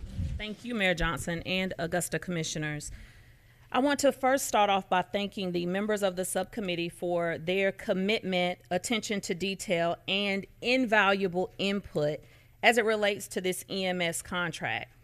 The subcommittee included Attorney Brown as General Counsel, Ms. Jerry Sams, our Procurement Director, Chief Antonio Burden of the Augusta Fire Department, our Emergency 911 Director, Mr. Daniel Dunlap, as well as Dr. Becky Abel, who is here with us today, EMS physician, Mr. Darrell Davis, EMS Coordinator of Doctors Hospital. Both of those two individuals acted in an advisory capacity. To recap actions that have gotten us to this point, On March 7th, the Department of Public Health awarded Central EMS the Region 6 zone, which serves Augusta Richmond County. On March 14th, the Augusta Commission appointed the members of the previously mentioned EMS subcommittee. On March 16th, the first of 2 public meetings were held, the first being in the Augusta Commission chambers and the second being in the Beasley Room. Both were recorded for your viewing pleasure. On March 21st, Augusta received a 30-day termination notice from Gold Cross indicating termination of the January 31st month-to-month MOU. On April 1st at 8:05 p.m., Augusta received a notice of termination from Gold Cross via email, citing a cease in operations effective Sunday, April 2nd at 8 a.m. After providing notification to the State Department of Public Health and receiving verbal authorization from the Department of Public Health during a 10 p.m. emergency Zoom call, Central EMS deployed units necessary to begin operations on April 2nd at 8 a.m. Please note that that is less than 12 hours later. Now, as I will go through our contractual provisions, I will highlight those that are particularly of interest to the Augusta Commission. Have you stated several times before that you value transparency as well as accountability? Section 1.6 defines the contract administrator as the Augusta Fire Chief. Section 1.3 defines response time standards, which is detailed in the chart shown. Emergency priority levels, Echo, Delta, Charlie, Alpha, Bravo, and Omega, as well as geographical locations, both urban and rural, have specific response times. As response time compliance is the primary measure of performance, 13 Augusta Fire Department locations have been strategically placed throughout Augusta Richmond County to ensure ambulance and response times are within reason. The 2-week period outlined here depicts actual call data reported by our Augusta 911 Center in response to recent ambulance needs. Of the 1,161 calls received, 559 of those calls resulted in patient transport. This amounts to an average daily call response time of less than 14 minutes. Please keep in mind that this is high-level data, meaning that I have not separated the calls in accordance to what geographical region they derived from, as well as what emergency level priority unit they would also fall in. In accordance with the previous response time chart, this shows response time levels required between 12 and 31 minutes. Section 2.1 details a 5-year contract term with 2 one-year renewal options. Standard termination clauses as required by OCGA 36-60-13 are included. Section 2.3D details a standard deployment of 8 to 14 dedicated ambulances and 3 QRVs, which may be staffed by supervisors or managers to offer field support, including advanced life support and emergency responder services. The use of QRV assets reduces the response time needed to reach patients, as life-saving aid can be rendered in the interim, or the emergency may be downgraded to avoid the need for patient transport. Since Augusta 911 is dispatching all of our emergency 911 calls, Central EMS vehicles must communicate via radio with the responding center as well as the Augusta Fire Department. Integration with our existing CAD system is also required to ensure a seamless transmission of data as needed. This operational change is new to Augusta, yet will afford us the ability to manage ambulance resources and immediately address and track concerns as needed. Section 2.3 requires an operational vehicle locator system, better known as GPS. This will aid in ambulance and/or QRV dispatch from the 911 center.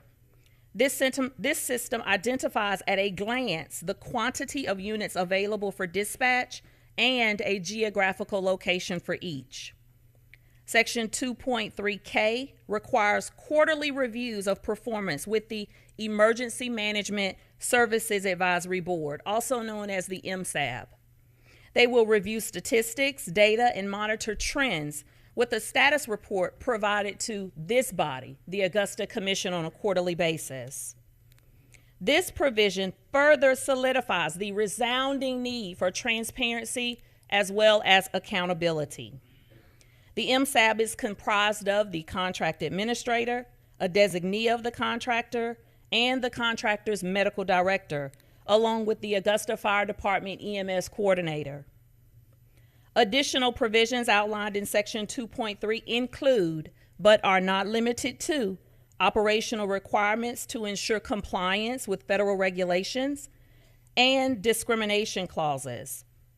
The reports detailed in Section 2.13.A range from daily staffing rosters, reports of vehicle accidents, and a complaint process, all the way down to annual reports summarizing services provided by the contractor during this service period. This section also requires the contractor to manage complaints received by Augusta through Augusta 311.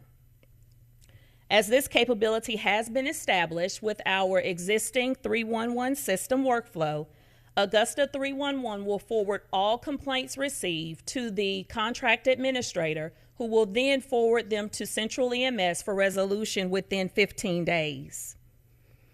Late response liquidated damages will be imposed in accordance with Section 2.13E when response times exceed the standards previously outlined in Section 1.3.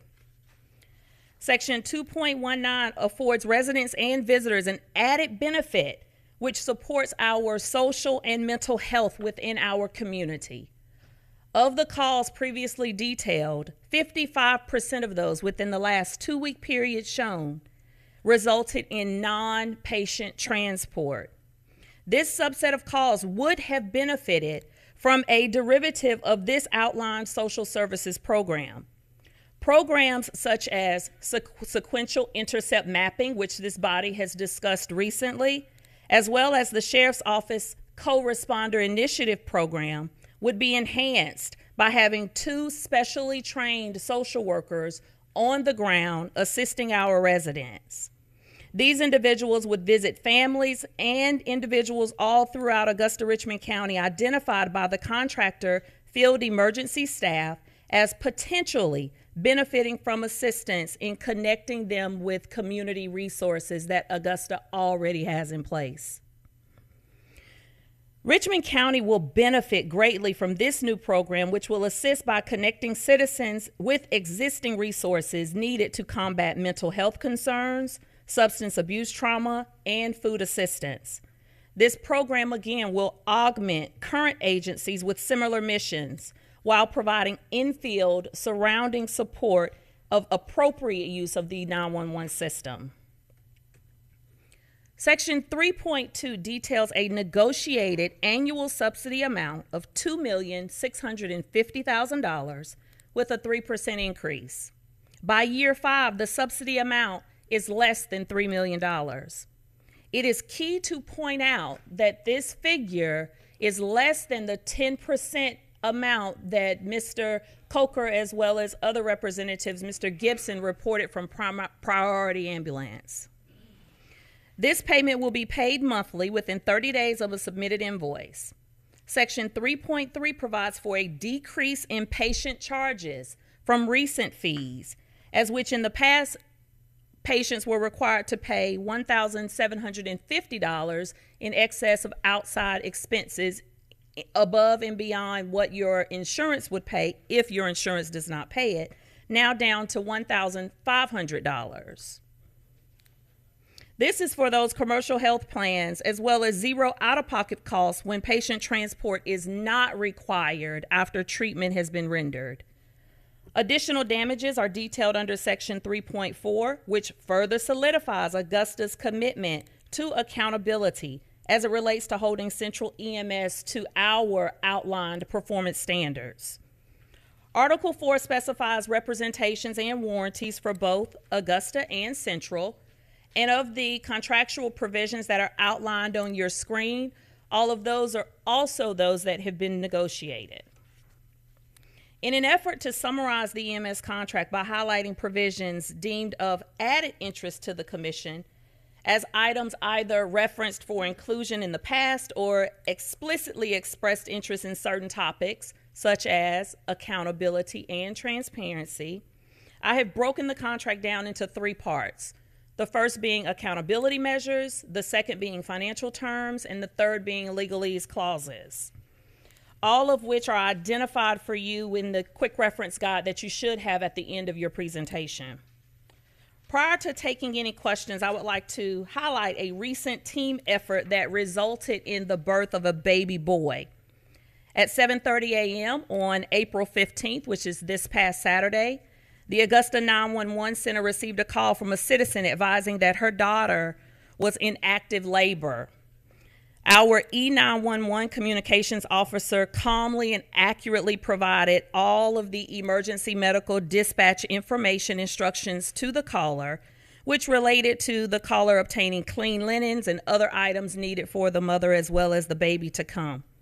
The newborn baby was born successfully at 7:36, just 6 minutes later.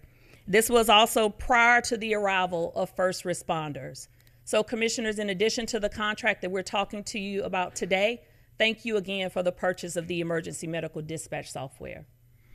Thank you, Madam Administrator. I appreciate it. Before we get started, I also want to thank the entire team with the City of Augusta that goes to your team and your staff in the Administrator's office, as well as procurement, Sheriff's Department, Fire Department. We were at a very vulnerable time, and Central came in and they helped us at one of our most critical times of the year. So thank you, guys. The transition, it appears, has gone smooth. So we appreciate your commitment and working with us at a very short notice to make sure that our citizens in Augusta, Richmond County are protected. So on behalf of the Mayor's office and this commission, thank you so much. Now I have some colleagues that are in the queue. Madam Administrator, are we ready to go through these questions and comments? All right, the first in queue is Commissioner from the 5th, Commissioner Williams. Yeah, I'm going to ask the most important question. Where is the money going to come from? We know they're asking for 265, so where do you plan to get the money from? Sure, so the money will be compiled from a few different sources. I'll outline them for you here. The first, we have about $45,000 remaining from ARP. As you know, $650,000 was allotted for ambulance support per year. Keep in mind, we will not be paying for a full 12 months here with this contract as proposed today. It would only be about 8.5 months, so we would use the balance as of what was not paid to the previous contractor, which is $45,800. That $650,000, all of it will be available for 2024. Next, we have $680,000, which is a FEMA reimbursement for the use of personal protective equipment. That would be a qualifying source for us to use in this particular case. We would also be able to deduct any rents received from the contractor as a result of them using our fire stations. Right now, we have 13 fire stations at $350 a month. And that would then give us about $55,000 a year. Again, right now we're just looking at 8.5 months, which would bring us around $41,000 at this point. Next, we would be able to, I would propose utilizing funds from both contingency as well as a planned increase to reserve. This would not affect the reserve increase for 2021. This would be, for 2022, this would be increases going forward. That, as well as reducing the general fund transfers out, would amount to the funds needed to support 8.5 months of subsidy payments for 2023, and then a similar plan going forward for 2024. I mean, that's good. But, you know, like you said, you're going to transfer some money out and reduce something here and there. I mean, how much money are we going to be able to get out of that? It will be enough to satisfy the subsidy payment. So you said 45,000, then you said 40-something, and then, so whatever you're gonna transfer out or transfer in or what have you, because it was all, you're saying it's gonna add up to $2 million, 2.56 million, and then you got 40 and 45 on the other side. So I think what you're asking is, To give me numbers. okay, in this particular case, for this year, we're only required to pay 8.5 months of subsidy. And so the sources that I've outlined include use of contingency, as well as use of our planned increase. You know, every year we plan how much we're going to increase our reserves by. Last year, we increased our reserves by $4.8 million. In this case, we would reduce that amount that we would add to our reserves by X amount. Right now, we're projecting $375,000. $200,000 of our subsidy, as well as I've stated before, $40,950, which would come from the rental rate that we would receive from the contractor, as well as the $45,800 from ARP. And then the FEMA reimbursement, of $680,000. Yes, ma'am. Commissioner from the 5th, you good? Commissioner from the 7th. Thank you, Mr. Mayor, and thank you all for the presentation. I have a bunch of questions, but I'm going to go quick here. My first question, Ms. Dowds, is do we owe Central or the state of Georgia for anything that's happened between when Gold Cross pulled out to today? Do we owe anybody any money for any of that? No. Okay. My second question is, could we not use the fire department reserve funds for any of this? Can that be allocated to use? No. Okay. Why not? My third question is, what does the 911 center look like from a staffing component based on what we're implementing, the new software, the new training? Like, what does that budget look like coming in to next year? So I've already had conversations with the 911 director at the start of the year concerning the salaries that his current communication officers received. They were a part of the compensation plan that is already underway with Siegel. As you know, Augusta's salaries are not as competitive as they would need to be. So if that's the realm in which you're speaking, then yes, that is already a conversation that we've began to have, simply because those call takers are certified for EMD, yet will now be responsible for managing those calls. We do not have that figure as of yet. Okay, great. Mr. Mayor, my rest of my questions are for Central. I don't know if we're ready to go there. You know what? Let me go to the commissioner from the 10th first, and then after he asks his question, we'll get the guys from Central. No, let him continue. Let him continue. All right, Ms. Brian, Gary.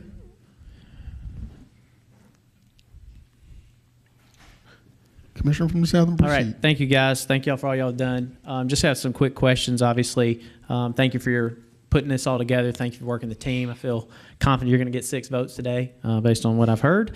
So I just have some questions I just want to ask on some whys and whatnot and hear your kind of thoughts on them.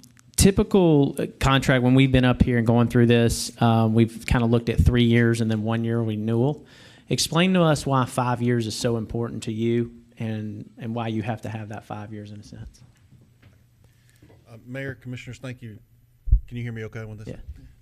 Thank you very much for letting us come here this morning or this afternoon, excuse me, and present to you this contract with your team. So first of all, and if I can say one more thing, the accolades that the mayor gave us related to what the team did a couple of weeks ago relating to start up in 12 hours could not have been done without the EMTs and paramedics, the fire department, or the 911 office, or any of our management staff. 12 hours was amazing, so thank you. Great job, guys. Reason for the 5 years, Commissioner, is we're investing a good bit of money, right? I mean, everybody knows there's networking capital. We don't get paid from the insurance companies for 90 to 120 days, depending on what type of insurance it is. And so we're investing, and we need time to be able to recoup our investment and to be able to make the system whole for us from our beginning investment. So that's the term, and that's why we asked for the 5 years. Okay. Another question was, typically we haven't never done a 3% increase every year. Is this something standard that y'all have done in all your contracts across your other municipalities?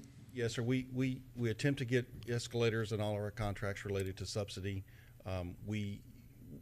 It has become increasingly more worrisome and something that we want to get in all our contracts, and we want to focus on it because of the inflation factor that has occurred over the last couple of years.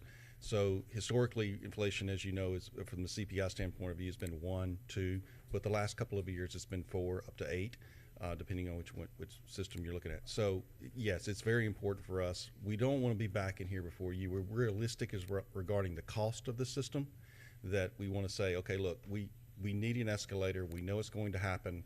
We know we're going to have inflation cost. And so we worked with the negotiating team, and we came to a conclusion that this was, between negotiations for the last 2 weeks, this is where we settled. Okay, thank you. 2 more questions. If there's no transport, you come to the house and help someone up, and there's no transport, is there a fee involved to the homeowners or residents? Currently, no. We took that out because, quite frankly, we don't really ever get paid for that as an industry. It's more used as a deterrent, not as a real revenue center. It's more of a penalty. Some ambulance companies put that in there. We didn't put that in there. We did, however, say in the agreement that in the event that we work with insurance carriers, the state, Medicaid, Medicare, if they do allow a fee, we wanted to be able to do that because we think there's some advantages of treating people at home as opposed to transporting them all the time when they don't need that. But no, currently no. Okay. And my last question is kind of the biggest one for me. The more and more I learned it was, for the last 8 years, this county has wanted to own the zone, and just wasn't something that fell into the cards. We didn't apply for the zone. We know it's history now. My question is that other municipalities have a termination of zone provider designation, and is that something that you're willing to entertain after 5 years if it's agreed upon by this government? Yeah, so Commissioner, I appreciate that. The answer is, I was approached by the mayor. We've talked to other commissioners, and we're interested in following the process. I'm not trying to dodge the question. I'm trying to be straightforward with you. So first of all, it's not ours to give. Okay, it's the state's zone. We are interested and understand the willingness of some of the commissioners to want the zone for Augusta. I am okay with that process of giving or helping Augusta get the zone, but it has to be done in a way that protects our needs, but also protects the state's process. So I am committed. I told the mayor this earlier. I am committed to working on that as long as it takes into account our needs and the Augusta's needs. We're more than welcome with that, following the state process. I can't give it to you, but I'm willing to work that out. And I appreciate that. And I just want to say for the record, I appreciate how y'all have handled yourselves. I appreciate all that y'all have done under these circumstances. I think the citizens are going to be happy with the intercepted mapping and the co-responder, the social worker aspect that I've learned a little bit about over the last 24 hours. So I just appreciate all that y'all have done and look forward to working with you. So thank you. Thank you, Commissioner Rantham. This question is for Attorney Brown. Attorney Brown, earlier, as Brian stated, we had a conversation regarding after 5 years potentially transitioning the zone to the city of Augusta. As he stated, he cannot give the zone to the city, but I believe firmly, and I've said this before, that a city the size of Augusta should have some autonomy as to who we contract with. And it was made clear through the state that we should have either some ownership or some say in the zone. So is there any language that we could potentially put in this contract that kind of states what the intentions of Mr. Bryan has just mentioned regarding the zone? To answer your question, if you're asking, can it be unilaterally done, the answer would be no. However, as with any contract, anything can be negotiated, but it's a matter of coming to a consensus with the provider that the state has designated. He is correct. whether he desires or not, he cannot give the zone to Augusta. And I do believe Augusta will want to be careful as not to interfere with the decisions of the state. However, if I heard him correctly, I believe there's room for some cooperation that could lead to Augusta having the zone. I'm not sure what his considerations are at this time or what the factors are, but that is something that possibly could be negotiated, but not forced. Not forced. Thank you, Attorney Brown.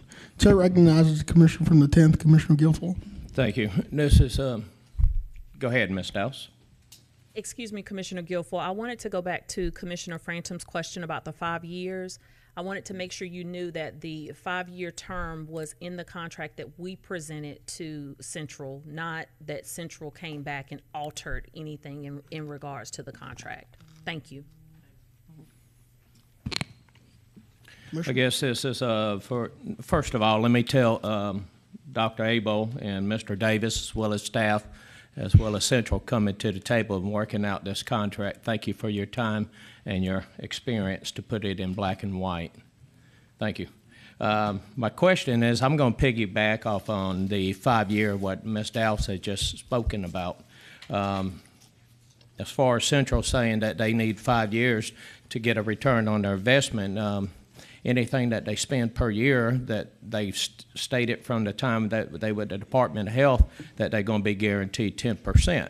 Here we are at, 0 hour, 11th hour, and it's got to be built into this contract. Is the 10% built in? Yes, sir. We approached this with a 10% wish. We ended up at a little less than, I think it was. I'm sorry, I can't hear you over here, sir. Okay. Our intent was to have 10% profit, but when we were in negotiations, we came down and negotiated in good faith with the staff, and we ended up at like 6.3, I think was, percent. They beat us up, is what you're saying. I don't know about that, but anyway, in this contract before us, does this have the same amount of units and QRVs that was on the application for the State Department of Health? No, sir, it has more. Okay. Does it have the same amount of, that's like on the state, you have 8 fully staffed ambulances with advanced EMTs from 7 a.m. till 7 a.m., and then you'll have 6 fully staffed from 8 a.m. to 8 p.m. With at least 2 advanced EMT, and then 24 hours a day again with 3 QRVs. Is this the same thing that's in the contract? No, sir. We start up. I'm sorry, I can't hear you, sir. We start up to 8 to 14 on our contract now, and we can peak. We will move up and down based on what the statistical data shows us over the next 20 weeks. So we're trying to measure to the response times. But we're putting on more trucks. We're committed to more trucks. That was the design of the plan. So what we wanted to make sure that we had the right number of trucks to meet the goal, which was the 90% fractal response times that were set out in your agreement. All right, but what you had submitted to the state, you cannot alter or you could increase it, but you can't reduce it. Would that be correct? Would that be a state question? I believe that would be a state recommendation or state question, but we're providing the service that we determined that meet both needs. Okay. As far as the zone is what this whole body's been at odds with each other over these past couple months about the zone issue, and fortunately the other provider had relinquished it, and we were supposed to go after it, which we failed to do, and y'all did apply for it and received it, which is good. But would you be willing to give up the zone written in this contract? If this contract fails for any reason, if it's terminated, would you be willing to give up the zone? I believe so. It's either yes or no. No, sir, it's not. I would have to sit down and understand the parameters of everything before I can just agree to that. But in terms of what I've said earlier, which was we need our needs met, as well as we'll try to work with understanding your needs. But the general consensus is we're willing to work with you in the parameters that we can related to the state and get their input, quite frankly, as to how this could be handled, but meeting our needs and yours at the same time. All right. As far as the contract, I think we've always done a 3-year contract. Do you have a problem doing a 3-year contract, sir? Yes, I think I do with the related to the investment that we're making and the commitment and the number of trucks. Yes, we need 5 years.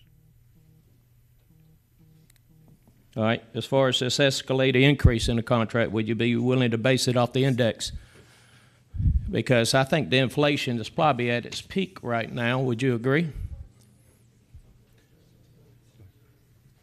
Commissioner Guilfoyle, will you be a bit more specific when you said the index? The inflation index.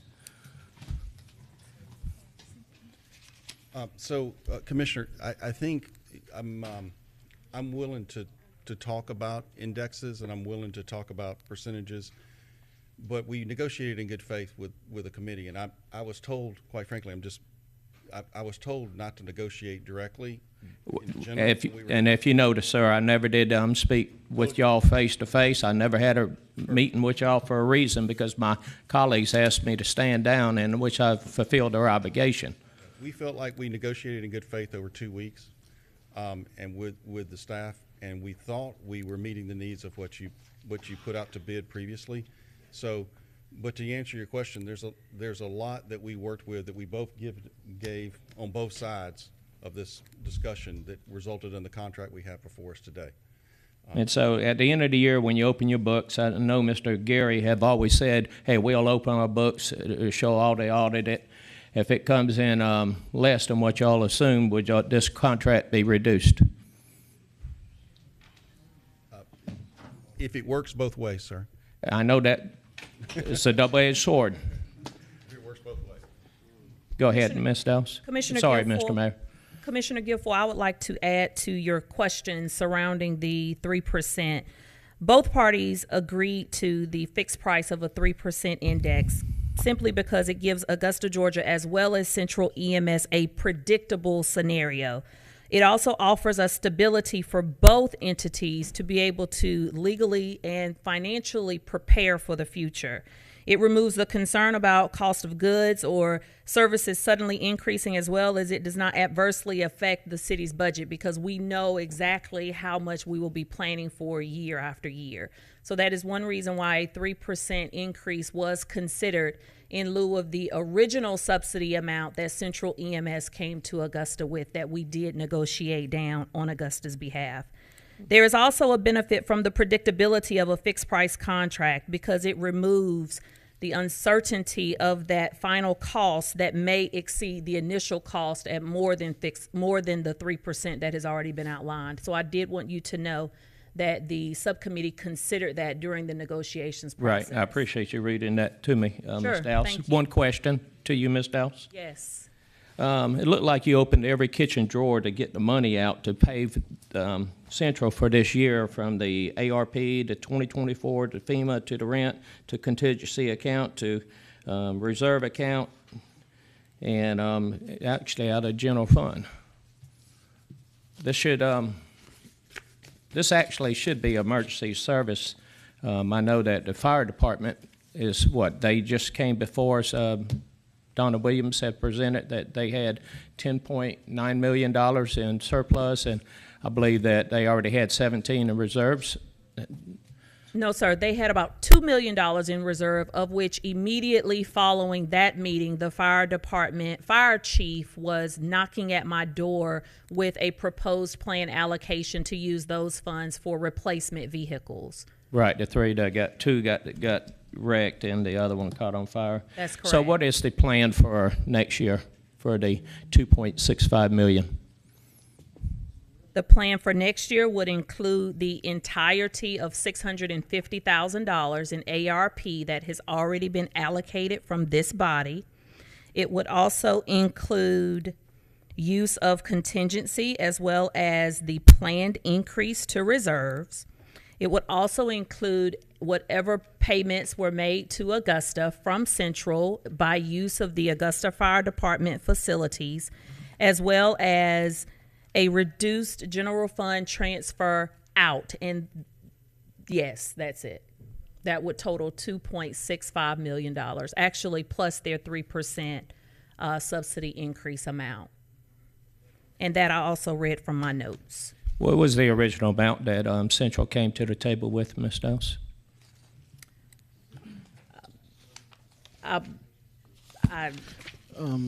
Commissioner, I don't know. It was much higher than the $2.65 million that we have negotiated to this point. Okay. Thank you, Mr. Allison. Thank you, Mr. Bryan and Mr. Coker. Commissioner from the 10th, you good? Right now, I am. Thank you. Chair recognizes the Commissioner from the 8th. Thank you, Mayor. This question is for Ms. Dowse in regards to the contract. So with this 5 years in place, with the built-in increases, is there anything in this contract that prevents Central from coming back to the city to ask for more money within those 5 years? No. So they can come back and ask? Yes. So But it would have to come back before the commission. But that, again, is the reason why we included the 3% increase, with the hopes of not having Central needing to come back. Now, keep in mind that the data in which Central based Augusta's needs on was data that was not completely accurate. And as a result, the data may be skewed. But again, the 3% was negotiated in good faith to mitigate additional needs for funding. All right. Thank you, ma'am. Well, that helps answer that question. I know that was one of the concerns that was up here. But with that being said, and understanding that the built-in increases will hopefully prevent that, and as well as the conversations we've had with Central surrounding the amount of money as well as the reasoning behind that, I want to make a motion that we approve this contract as presented. I'd like to make a substitute motion, Mr. Mayor. All right. Commissioner from the 10th. Madam Clerk, you ready? Have it written out? Yes, ma'am. Can I have it? All right. Well, you can read it and then we'll. All right. Yeah. My substitute motion to reduce the subsidy by $300,000. No escalated increase in contract. Reduce contract from 5 to 3 years. And if contract is terminated, Central will relinquish the zone. That was it. And actually, some of my colleagues had supported that. All right. Madam Clerk, we need to address the substitute motion first. We have the substitute Well, motion. I haven't gotten a Okay. second on that. That's what I'm waiting on. I'm calling. Okay. Is there a second to the substitute motion? Okay. That is not. So I think that motion fails. It fails. It dies for lack of a It second. does. All right. So let's go back to the original motion. There's a motion and a second. Mm-hmm. To approve the contract as presented. All right. Let's vote.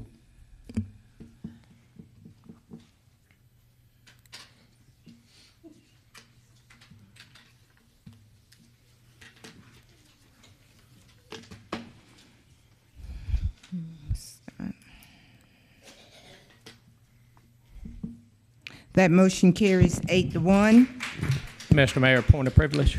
with Mr. Guilfoyle voting no, Mr. Mason out.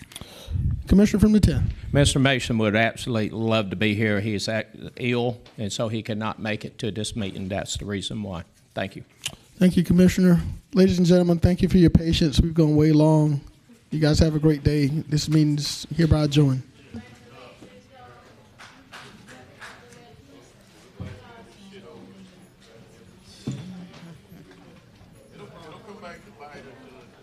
Oh.